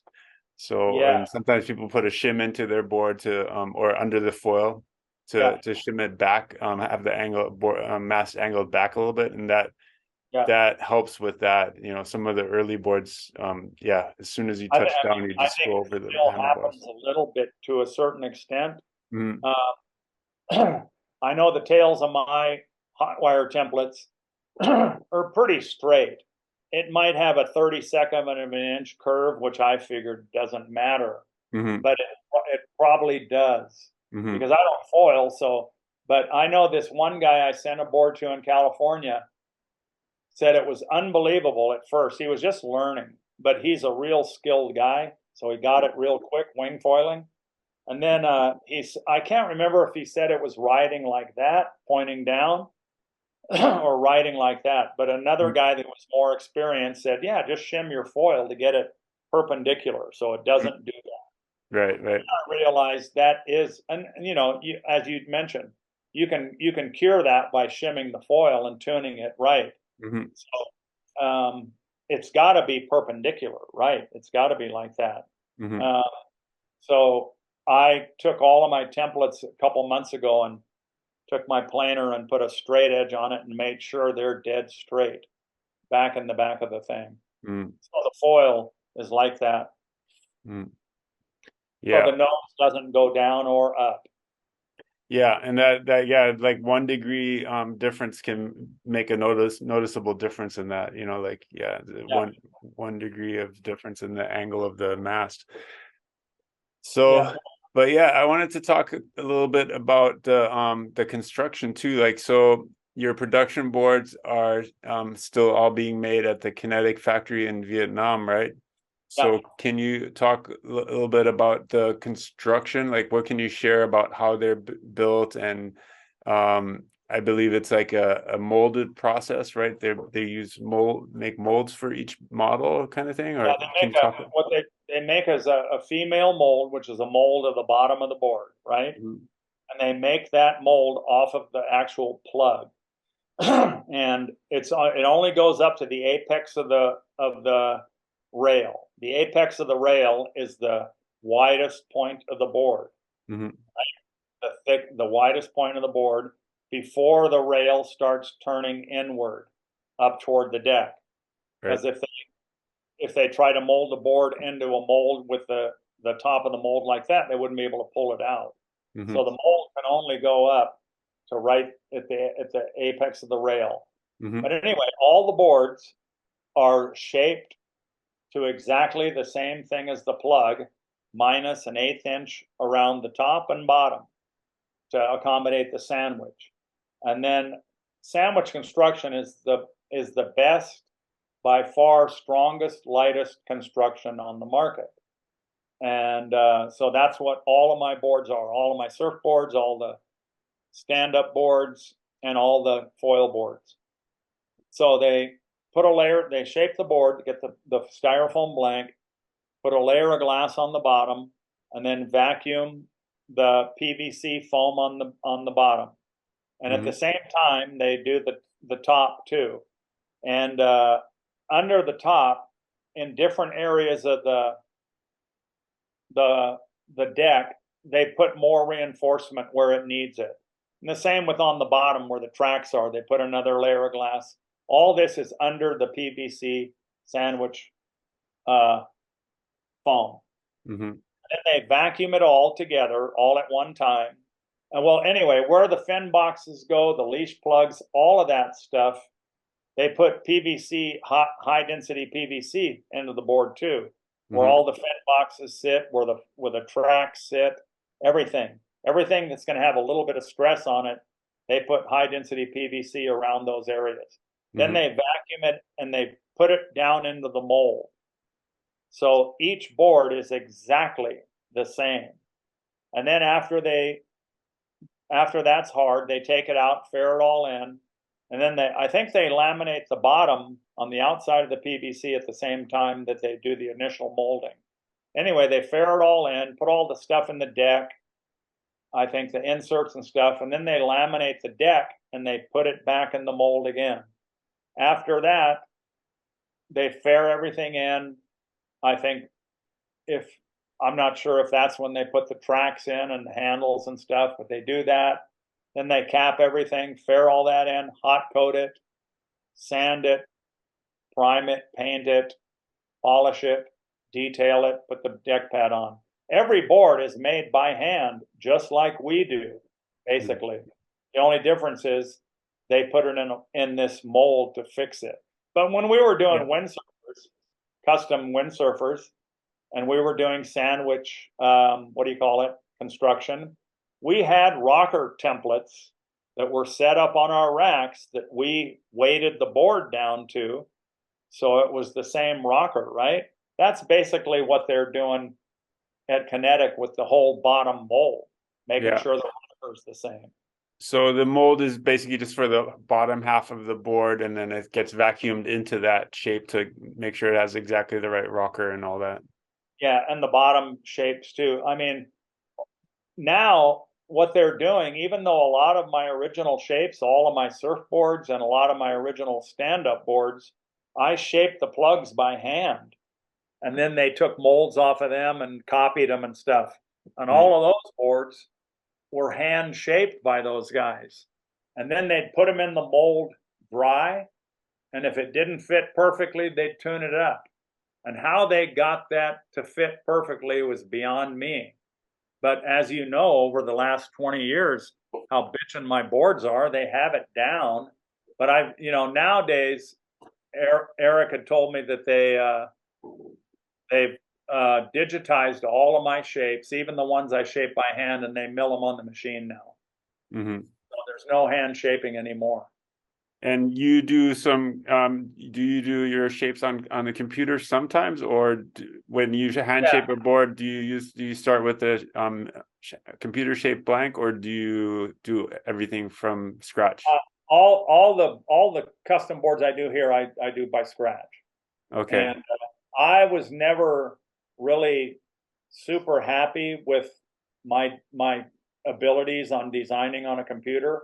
They don't always come out exactly what I want. For example, when I did the original Flying V boards, I designed them on the computer. And a lot of times I'll design them on the computer and they look killer on the computer screen. You know how you can change the angle and look at it every different direction angle. They look killer, and then they mill them, and it's like, Jesus, that doesn't look anything like I thought it was going to be. And then I tune it up by hand. But anyway, I made the 4 original Flying V plugs over in Vietnam. They milled them, I fine shaped them, and I just wasn't quite happy with them. And then when I got back to back to Maui, and I was talking to Court on the phone, Larned from Court Larned, he was telling me about some aspect of the shape that I did. The tail blocks looked a little too narrow for both of us. And so I just emailed Frank and told him, ditch those plugs. I'm going to hand shape them here, which I did, because my hand shaped ones that I were doing just looked so much better to me than what I did on the computer. Most people wouldn't have noticed a difference, but I did, and I just didn't like them. I could get exactly what I wanted with my hand shapes, all the flow and everything. And then sometimes I just can't get it with that damn computer program. That's just because I'm not versed at it. There's this guy in Australia who was getting his boards made at Kinetic too, who said it took him about 5 years to really get it down, how he could really design what he wants. And a lot of guys like Keith DeBoule, I think, and Sean Ordonez, Sean's boards are killer. If you ever seen any of his guns, he's got it down.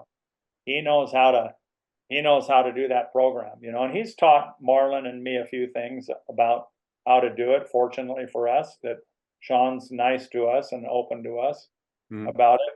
And Marlon's getting good at it too, but I've never sat down. I never learned how to do it. I sat down with Marlon, and Marlon would run the mouse and I would tell him how to do it. But one thing I had a problem with that computer, or that program, Shape 3D anyway, and I think Aku's the same. Got the picture sideways. The sideways view of the rocker is fine, and the thickness flow. But the template, I've always, all my life, we draw a template on the board and we set it up straight in the shaping room. That's how I look at a template. Going like on this. The side is hard to look at. Yeah, I have to go like this. And that's so uncomfortable, and you can't see that way anyway. And sometimes I would take Marlon's computer screen and go like that. But still, it's not the same. And I even asked Mark Nelson, because he deals with that guy that does the program, right? French guy. And I said, can you ask him to make a clicker? Like when you're looking at photos in your photo album, you can change, what's it called? Rotate. You can rotate pictures. I go, can you ask the guy to put a goddamn rotate button on the thing just so we can line it up like that? And the guy would not do it. How simple would that? I mean, this guy is so genius that he can make this beautiful, unbelievable design program to design all of that stuff, but he can't put a rotate button on it. Unbelievable. But Mark said that doing that would screw everything up, but I don't understand how. It just shows my ignorance of computer programming, but I don't see how when we rotate one of our pictures it screws anything up. Why would it screw anything up? It's just a matter of doing that. But anyway, I've never had much. I never get exactly what I want, but I see other people's shapes. They sure get some nice stuff. But every board I make in my shop is hand. I designed the rocker, the hot wire template by myself with battens and old templates I have. I hot wired the blank out. I got all my own templates from 55 years. I draw the templates on, I hand shape it, cut it out, shape it with the planer, and then I glass everything too. So, and before the pandemic, I was on a trip in Vietnam one time and met up with you, and you said sometimes you stay there for like several months at a time, right? Like No. shaping boards. No, you never did that. 2 weeks is. I've 2 weeks? been there for 3 weeks. 2 weeks is the maximum I stay there. And then did that change? Did that change during the pandemic? I guess you probably couldn't travel for a while, yeah. Vietnam was closed. Right. Couldn't travel there. You could, but you'd have to quarantine for 2 weeks. I'm not going to sit in a hotel for 2 weeks. That's my entire trip. But it was just for 2 years. Yeah, it was a real bummer because that's one of the things I like to do most in my life anymore. Go over there. But when I was first going over there, the first several years, I would go out to the factory every day just to be there, and I was shaping plugs there rather than do them here. Rather than to shape a plug here and send it over there. And then when the computer design thing came, we were able to design the boards here. I would send the file over to them. They would shape the plug. I would fine shape it. They would glass it and make the mold off of that plug. And so, and then over the past several years before the pandemic came, like I was explaining to you, when we have a computer file for any shape, say a 9-foot, 22-inch wide longboard, if you wanted an 8.6 that was 23 inches wide, we'd plug them numbers in and it would shape that exact board. So any of my stand-up boards, I've had quite a few people want something slightly different size. So I'd have the factory just Marlon would plug he would make a file for me, send it to the factory, and they would mill that blank, and then I would fine shape it, and then they would just glass it. They wouldn't sandwich it. They can't sandwich something unless they make a mold, and I'm not going to have them make a mold for $1,500 just for a one-off board. Sure. Like even all the boards my stand-up boards that I'm riding, my black and blues, they just got 2 layers of fiberglass on both sides and a patch. They're not sandwiched. How well do those hold up compared to the sandwich construction? The one I've got, I'd say, well, I just made a new one here on Maui, but the one that pink one in the pictures that you showed, I've had that, I think, for at least 4 years, maybe 5. And it's got some slight denting on the deck, super slight. And I take care of my boards. I don't stick them down on rocks. I don't stick them on the beach where there's lumpy grass and stand on them and dent the bottom. But no, that board is killer. But it's got slight. I mean, if you look at the board on the beach, you wouldn't notice any dents on the deck. But if I look sideways at it in the right light, I can see maybe where I'm standing. I've been standing for the last 5 years where there might be a dent. But the thing about sandwich construction.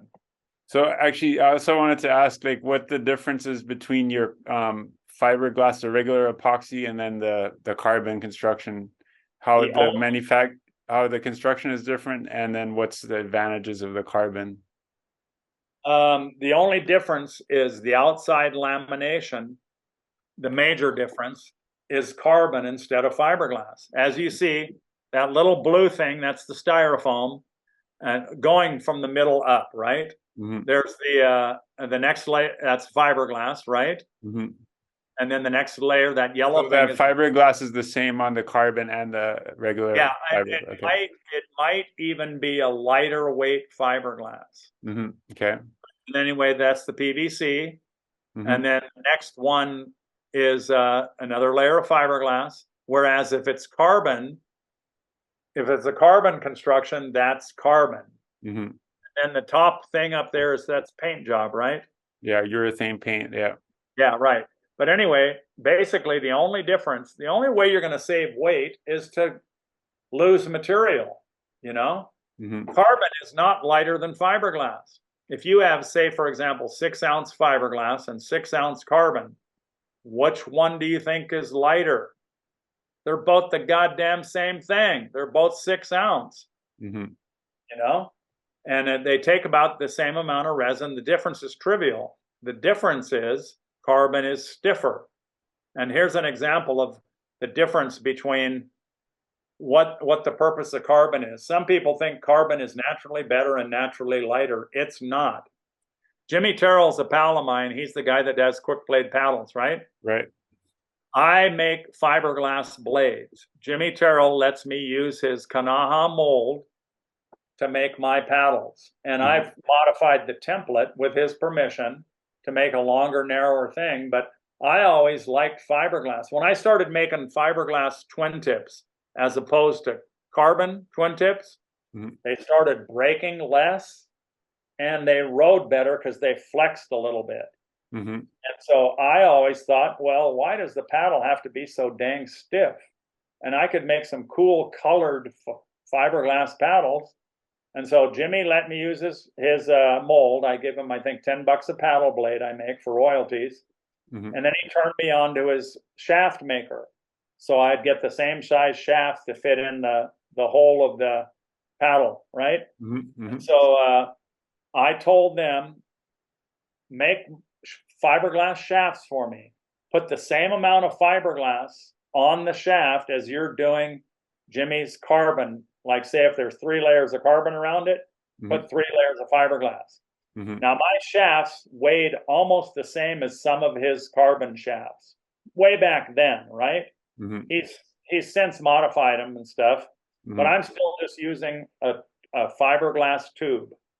And the difference is mine flexed a lot more, not ridiculously like a noodle. And some people can feel it, and I kind of prefer it on a wave. And a lot of guys with bad shoulders like them better too, because they're not so stiff. But the point is, if I wanted to make my fiberglass shaft as stiff as a fiberglass one, I need to put more fiberglass on, right? So if I put more fiberglass on and finally reach the same stiffness, my fiberglass would be a lot heavier. That's where fiberglass, 1 layer of carbon and 1 layer of fiberglass of the same weight on the bottom of a board is no difference in the weight. But you'd put your finger on the fiberglass board and it would flex. The carbon doesn't. All of my custom boards now, I do carbon laminations at my shop. The bottom's got 1 layer of carbon on it, and you feel it, and it's stiff. It feels hard. But you wrap it with a hard edge, it splits real easy. My production boards, whether they're carbon or the regular construction, sandwich construction, they'll ding. They're not indestructible, and they'll break, but they don't dent very easily on the deck, like especially my surfboards. Like a regular surfboard where you prone paddle, they always get knee dents all over the boards, long boards, short boards especially. My destroyer boards, my long boards that are made at Kinetic do not dent. Very, very rarely do they ever get dents in the deck. And as Mm. long as you don't run into a rock and don't have it break on a big wave or something, the boards can last seemingly forever. Yeah, I mean, we just got a container of your boards here on Oahu for Blue Planet, and it seems like the carbon construction is a little bit lighter too, though, right? Then I guess Yeah, they yeah. maybe used a little bit less material than, I guess, maybe 2 layers of 6 ounce fiberglass versus 1 layer of carbon replaces that or something like that. Is that what it is? Exactly, Yeah. exactly.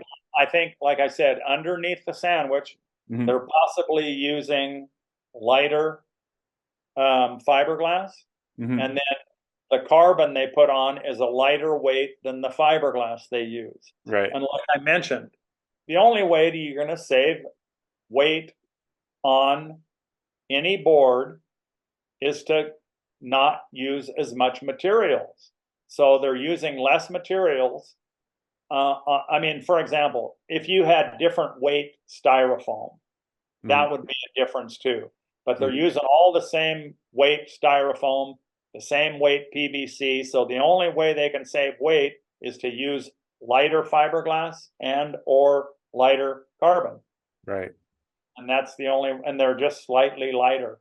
Or Me, using less resin, I guess, but they already kind of got they that already down. use a minimum amount. Yeah. They do table laminations. You know what that Right. is? Right. They're glassing it on a table, squeegeeing all the resin out and putting it on the board and Yeah. doing So it that. doesn't soak into the foam and Yeah, get. but I don't know how much that really. I do wet laminations at my shop. I flood the board like a polyester board and then squeegee it tight. Hmm. My boards are light. In Yeah. fact, a friend of mine who's just getting a custom board said, my boards are lighter than any of the boards they do down there. And I'm doing gloss coats and polish too. Hmm. Gloss coat is another layer of resin, Hmm. Sure. but my Yeah. boards are still lighter. Yeah. I mean, your boards are super light. So I don't know how much. I mean, have you ever seen a cross section of a styrofoam board where the resin soaks in the foam? It is so minimal, and Mm. it doesn't soak into the actual beads. It soaks a little bit between them. Right. And it And probably how that helps with the adhesion too, right? Between the foam and the glass. exactly, Yeah. exactly. Like sometimes when I route out, say where a tuttle box might go, when I used to do tuttle boxes, Hmm. I won't route the whole thing like that. I'll just route around in a circle or Hmm. on the perimeter of it, and then peel that piece off. And it doesn't peel off very easy. If Hmm. I just did a dry lamination and vacuum that down there, I'd be able to peel it off super easy because there's no adhesion. That But the makes amount sense. of adhesion that goes in between the beads, I think it's minimal with the Hmm. amount of weight it would add. Yeah. And Agreed. that's how I feel about it. I mean, as far as weight, I'm not fanatical with every little ounce and gram of weight, whereas Mhm. some people are, and I understand that they want a super light board. They'll get the carbon board. I don't usually Mhm. recommend it when I order my containers here on Maui. I never order carbon, Hmm. never do. So, and then in terms of performance, like what, so yeah, I guess personally, you don't think that carbon is really worth the extra money, huh? Yeah, that's my opinion. Unless And you're doing custom, but for your custom boards, you're saying you do all carbon now. yeah, well, what happened is several years ago, a friend of mine, Jerry, who does my website, Jerry Rodriguez, he asked me to do a carbon board because I was doing all fiberglass, 2 layers of fiberglass on the bottom, 2 layers on the deck with a bunch of fiberglass patches on the deck of my custom foil boards. He Hmm. wanted to do a carbon specifically because I could do 1 layer and it would still be hard, right? It's Hmm. fragile, but it doesn't dent very easily. And so I was worried about being able to glass over that step in the bottom of the board I was doing back then. I Hmm. didn't think carbon would bend around there. And so I told him, nah, I wasn't into, this is an example of my closed mind. I didn't want to do it. So I was telling him it won't even glass around there anyway. But I figured Jerry's my friend. He does I at least got to give him the benefit of the doubt. So I shaped a little piece of foam about this big with a step on it. And I took a carbon scrap, and I laid it up on there. and danged if I didn't find out it wrapped easier than 2 layers of fiberglass. Wow. And I come up, Jesus, get Jerry, God damn, that carbon glassed easier. So I started doing all carbon boards and never went back to any fiberglass boards. Interesting. Yeah.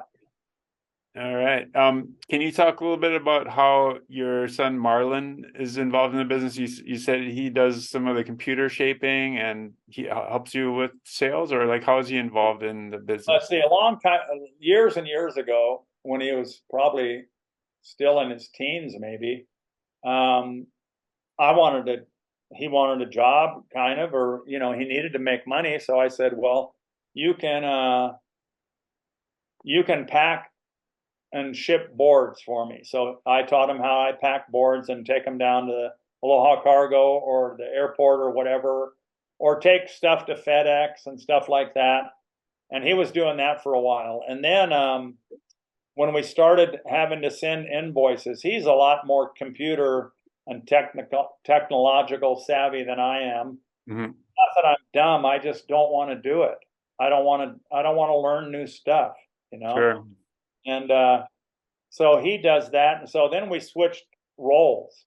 He would do all of that stuff, and I would go back to packing and go into the bank. He would take all the checks to the bank, do bank transfers, and then I started doing that, and I would tell people, yeah, packing boards, I don't have to think, and let him do all the thinking. So, but then when he got a job, and then he started learning how to use that computer designer, and he's into it. Yeah. Me, I don't care. And he just made himself 4 new boards in the last couple of weeks on the computer. So, but he joined the fire department. God, it could have been 3 years ago, at least 2. And he's got his own life. He likes to hunt. He likes to fish. He's got a boat with his friend. And so lately it's been harder. I mean, a couple of years passed already to get him to do stuff, He doesn't do it immediately. And I don't even want to ask him to do anything. I'm making the invoices now, and he probably had a template how to do it. What I do is, shoot, I got to type out everything, and it takes me a couple hours to make an invoice. But I got tons of time, and I just do not want to have him be hassled or have anything on his mind about my business. It's not his business. He's not into it. He's got his own life, and he's doing a million things, I mean, as far as I'm concerned, he's got his job for one thing. He likes making boards. He likes his boat, and he likes hunting. He's got enough things going on. He doesn't need to worry about. I need to get Jerry, the guy who does my website, to get him to change any of the emails coming into the website rather than going to Marlon just to go to me. So he doesn't. I mean, Marlon forwards me stuff all the time. He doesn't even answer it or stuff. He used to do that anyway because most of the stuff was technological questions about boards and stuff, and he would just forward it to me. And once in a while, he'll email me something or forward it to me because he doesn't answer anything, and I might as well. There's no reason why he should ever get anything in his inbox anymore. But he still's down at the shop sometimes working. Yeah, I've kind of noticed that he's hasn't been as involved in emailing and all that kind of stuff as he used to be, I think. Yeah, but I'm just wondering, like, for yourself personally, like, how you say you have plenty of time, which is great, but how do you manage like your balancing your life between your time between work and then playtime, getting on the water, spending time with friends and family? Like, how do you find a good balance and making time for everything? I'm mostly completely content to be alone.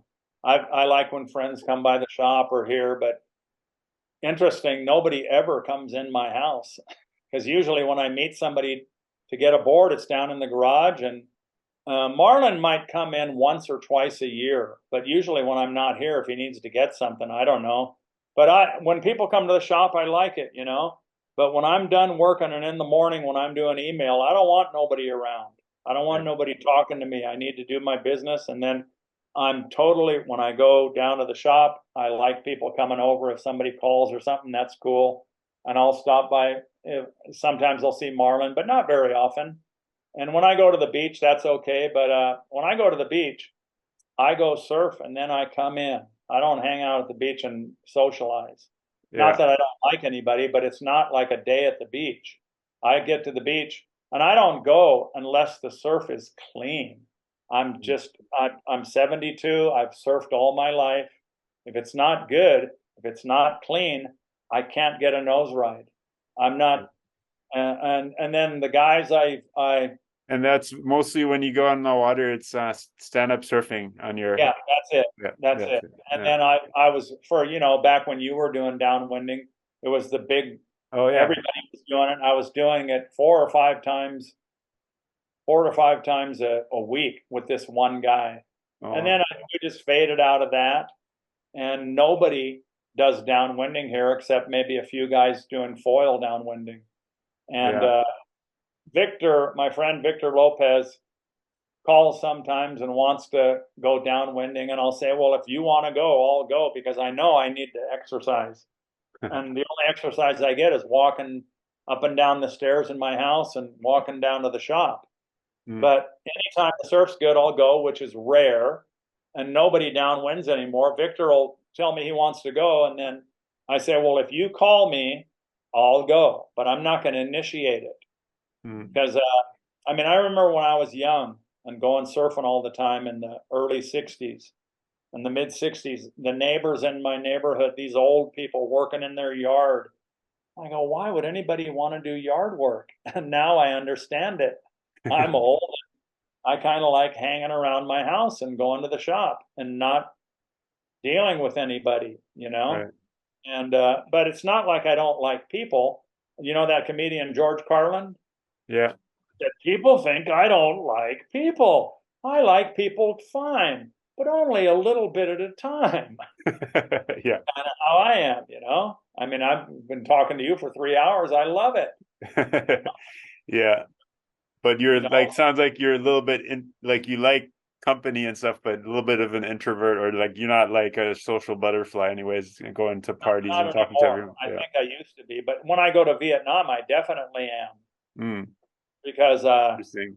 I just like the people. The people are so nice, and they're all like, yeah, they're just cool, Mm, everywhere I go. But then I spend a lot of time in my hotel room too.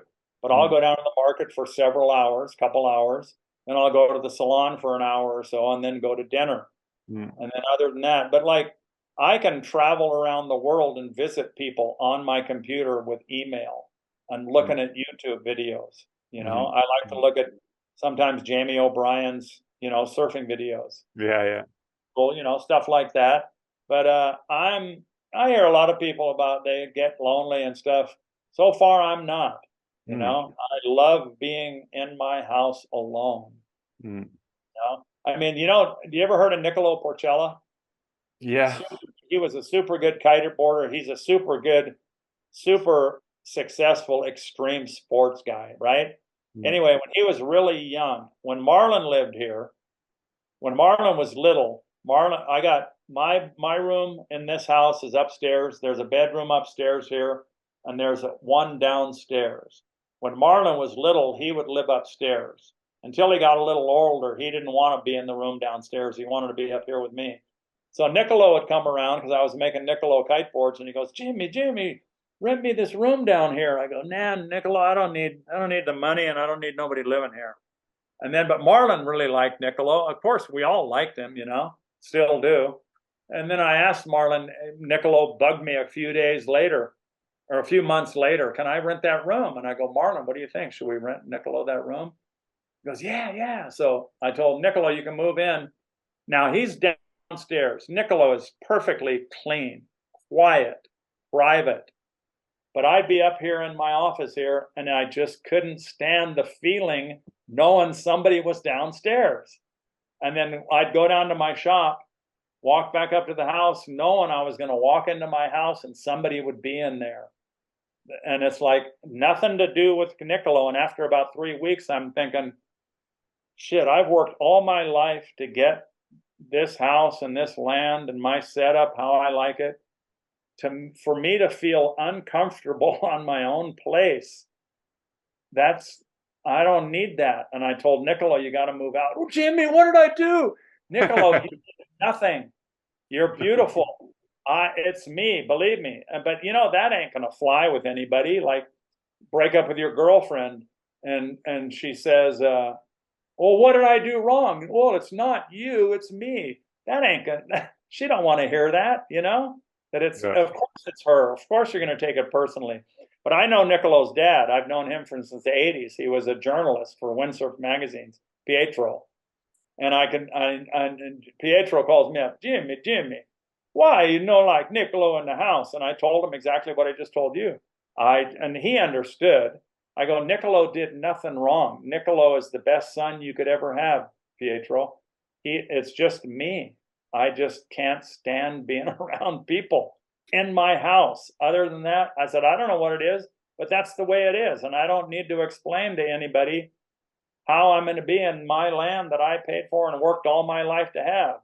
Sure. This is my place, and I know how I feel, and I don't want to feel irritated on my own place at this age and this stage of the game. Mm. So yeah, actually, I wanted to ask you, like, at your age, a lot of people think, or are probably retired by your age, and I'm sure you probably don't really have to keep working if you didn't want to, but I'm just curious, what keeps you inspired, and what are your thoughts on retirement? Do you think you will ever retire? Yeah, basically I could say I am retired. I got Medicare as soon as I was 65. That's what everybody gets.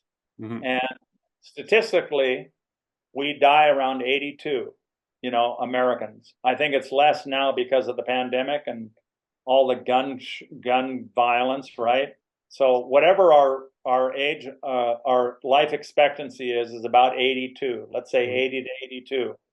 A friend of mine said, and now when I was growing up, retirement age was 65 for everybody. Over the years, they've changed it for later, partly because our life expectancy is longer and they can't afford to pay us when we're 65 and 66 if you're a certain age. So my retirement was 65. Then I'm going to get my full benefits, right? Of course, if you wait longer, you're going to get more money per month. And if you collect earlier, you're going to get less money per month. But statistically speaking, if you took less money when you were 63 years old, by the time you die at 82, you're going to get more money totally than you would get if you started at 67 and got more money per month and still died at 82. Right. Hopefully I don't die at 82, but whatever. I might die next year. So anyway, I didn't need the money, but I didn't want to lose the money. What if I decided to wait till I was 68 or 69 and get more money, but then I died when I'm 69 and a half? Right. I might as well get the money right now. I'm eligible for it, and this is my time. So I'm getting that. I'm not sure if I could survive strictly on that. My house is paid for, but the property taxes are this much.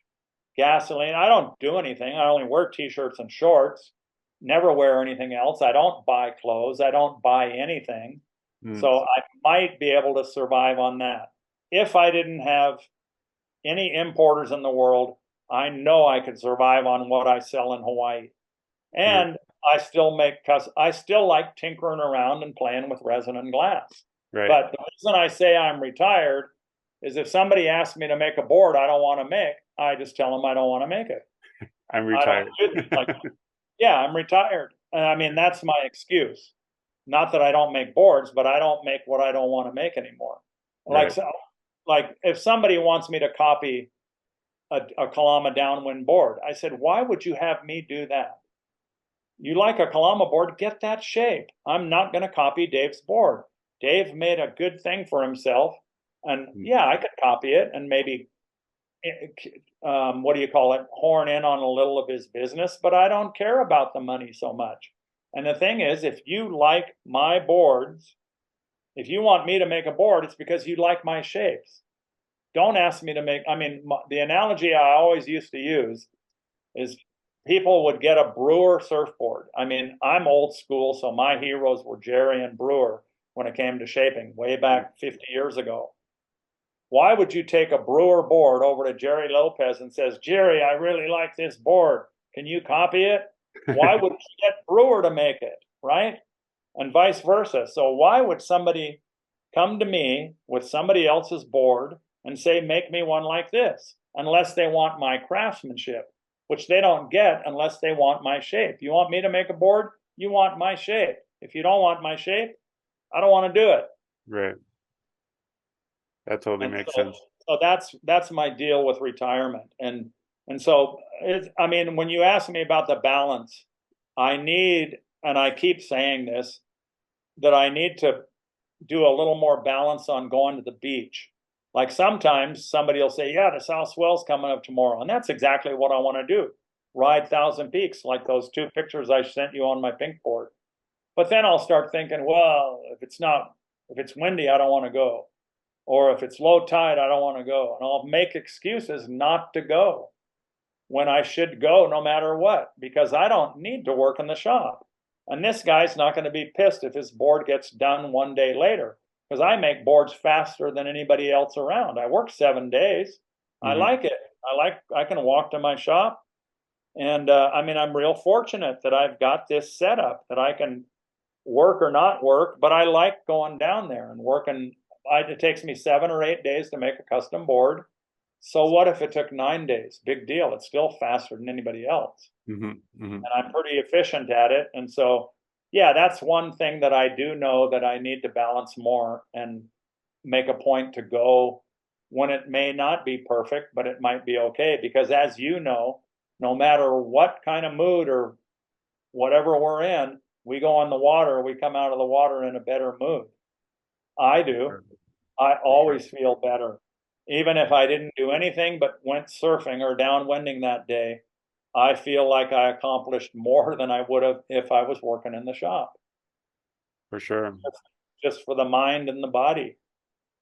Just getting wet is the important part sometimes. Yeah, just getting wet and getting off the land and into the water, right? So yeah. I mean, that's when I feel I did but that's, to answer your question, that's the balance that I need to pay more attention to rather than looking for reasons not to go. All right, Jimmy. Well, thanks so much. I mean, we went on way longer than I think I've ever done in any interview, but I really appreciate all the background and stuff. Super interesting stuff, I think, and I hope I'm sure other people will find it very interesting as well. And people can always listen to it as a podcast while they're driving or whatever. So I don't think people are going to feel like it's too much information. But do you have any last words or any special message you want to leave to everyone out there? Well, let's see. I'm really fortunate that I've had people that like my boards all of these years, whether it was surfboards in the beginning, windsurfers, and then longboards and kite boards, stand-up boards, foil boards. Yeah. What's it's just next? People that, no, I have no idea. Like, for example, I didn't plan on a business on anything I ever did when I first started making boards because I liked it. I remember walking into that Hanson surf shop smelling resin, and it's like, God, that smells good. And most people walk in my shop and they go, God, you get high in here? This is terrible. And I like the smell of resin. I loved shops. I love making the boards. And each different thing of each discipline I did, surfboards, windsurfers, kiteboards, that's what I was interested in at the time. I mean, basically, when I started making windsurfers, I faded out of surfing. But I always came back to actual surfing. After windsurfing, I started surfing again. Then kiting, I didn't surf so much. Faded out of kiting, started surfing again. And then stand-up surfing came along and foiling. I don't foil. I don't want to foil. I don't want to do anything new anymore, but I still like making boards. And I think as long as I can walk around and still use my hands are getting a little stiffer. And sometimes I feel a little pain, so I don't know how long it's going to go on. But as long as I can still do it, I know I'm going to keep doing it. That's awesome. So I know you recently just went to Vietnam to the factory. Did you make some new models that you can share us talk about, or is there something new coming up? I made not new models for the line, but actually 2 trips ago I made 2 new Destroyer MP models, but we're calling them Destroyer HP. It was a inspiration by my Australian importer. I think I was telling you about that 10-foot stand-up division they have in Oahu. Oh yeah. Anyway, they have a circuit for, you have to have a 10-foot stand-up board. And so my Australian importer had me make a special one. It's relatively low volume, 125 liters, 29 inches wide and 10 foot performance stand-up board. Yeah. And it was in the Destroyer MP line. And so then he asked me, actually, I got a new Australian importer who's this guy's friend, who they both work at the fire department, but a new one, but basically the same company. He asked me to make 2 new models, and we'll take that original 10-footer with a wider 10-footer and a 9-footer, or maybe it was 9.6, and call them the Destroyer HP, and have a different line than the MP model, Destroyer MP. Made those 2, but the last trip I made, I just made 2 custom, what I call the semi-custom boards, where they mill them on the machine, I fine shape them, and they glass them for this Russian friend of mine's wife, girlfriend, over there. And I think he posted a few pictures on Facebook of her with me in the shape room that last trip. But yeah, when I get back to Maui, all I do is think about going back there and just doing my stuff here, making boards and surfing. But I'm always thinking about going back there. Awesome. Yeah. All right. Well, hey, thanks Robert, so much, Jimmy. Yeah, thank you, and thanks for bringing my boards in. To oh yeah, when you asked me about getting boards made there, right? So when I was over there, I told Frank, yeah. So what about Blue Planet? You know, can you make those boards? And like I told you, sometimes when I recommend people, they don't do it, and then people I ask them not to make boards for, like windfoil, they still do it, you know. But anyway, Frank said, "Oh, we wanted to ask you because they knew you got a container of my boards, right?" And he was saying, "Do you isn't going to be a conflict if we make his boards?" I go, "No, nobody's ever competition for me. I don't see them that way. I mean, Jesus Christ, Robert makes his own boards and he got a container of mine. That's just such a compliment." I go, you know, I mean, ever since I've been shaping, I've taught anybody anything they want to know on how I do. For example, I mean, I'm holding you longer here, but Craig Masonville from High Tech, he was one of the most successful best windsurf shapers I've ever seen. Yeah. He came to Maui, and he was on Oahu originally, and he came and wanted to learn how to shape. That was when I was in the back shed at Sailboards Maui, and I said, "Yeah, come on over. I'll show you everything I know." I even let him trace all my templates, right? And then he said, "Yeah, on Oahu, Ed Angulo let me come in the shape room, but he wasn't very friendly and open about anything. But he let me watch him shape a board." But I gave Craig every tip on how to use the planer, what I was looking for, traced all my templates. And we all know how big he got and successful. I never lost a day of working, even though he got even bigger than I did, kind of, so to speak. And other people, I mean, I'm fortunate. And I mean, it's kind of funny because the high tech stores now on Maui are probably your biggest dealers, right? For your boards, right? I mean, Craig is long out of the business, right? But his success never affected mine. And I mean, I remember, like I said, Greg Griffin shared some stuff with me. Steve Slickemeyer was totally open. I don't know Dick Brewer very much, but I've talked to him a few times. I've called him once or twice to ask him a few things. Totally open. Peter Tommen, when I first started hearing about Peter Tommen, the Bjorn Dunkerbeck shaper, back in the mid 80s, and I remember I didn't know him. I didn't hear about him until the World Cup started getting popular, even though he was already a well-known shaper in Europe. And then I saw an F2 board on the beach at Spreckelsville. You know how a board's on the ground, you pick up the tail and look down the lines, right? Mm-hmm. So I was doing that, and the German guy that owned the board, Bjorn Schrader, who was a F2 team rider, came and put his foot on the board and shoved it back down on the thing. You can't look at this board. And then later on, when I got to know Peter, I told him that story, and he goes, shoot, anything you ever want to know about what I'm doing, just ask me, you know? And so I've got all of these world-class board makers who are always open with me about anything I wanted to know. And there's guys here on Maui that I feel free to ask anything I want. Matt Kinoshita, Sean Ordonez. And I know some of these guys aren't very open with their stuff. John Onmason on Oahu, I've called him a few times. Mm-hmm. And he's told me himself, he don't like sharing his stuff.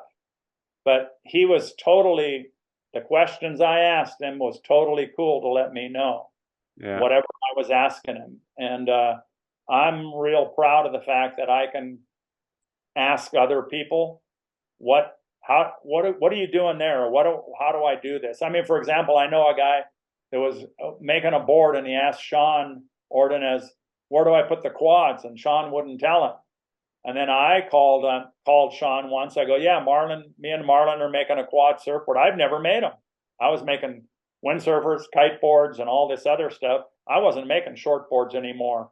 Mm-hmm. And he told me immediately where to put the fins.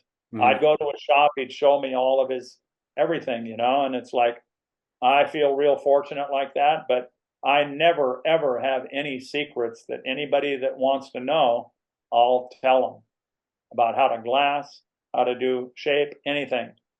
The thing is, I don't feel threatened by anybody, you know, and if they have success, good for them. People still are going to want my boards. There's only so many I can make. I'm not out to conquer the world, and I'm happy with what I got and grateful for everything I got. Grateful for you doing this. Yeah, thank you. That's a great way to end the interview. I think just collaborating and makes everyone better, right? So that's great. I appreciate that. All right, Jimmy. Well, thank you so much, and hope to see you again soon in person. And have a good time in Vietnam, because James will they'll do your boards for you. Yeah, looking forward to that. It's so do you shape yours on the computer? Yeah, mine are all computer designed. So I would the best thing you should do is design it, have them mill the plug, and then you fine shape it, and they make it over there. Otherwise, you're going to make it here and ship it over there. Do you do your own glassing here? Only for some prototypes and stuff. I don't do the glassing myself, but yeah. That's an option. I mean, I'm sure you're going to figure out what you're going to do, but yeah. But it's the best way to send in the file and then have them fill it, and then you go over there and finish it up for them and let them make it. That's the idea. Okay, thanks, Jimmy. Have a good day. Thanks, Robert. Okay. Yeah. Bye. Okay, friends, thank you so much for watching to the very end. Really appreciate you. So I thought it was a great interview. I hope you liked it. As you know, I make this show for those of you who watch the whole thing to the end. So thanks for sticking around. As you might know, this summer, end of July, last weekend of July, it's going to be the Molokai to Oahu race.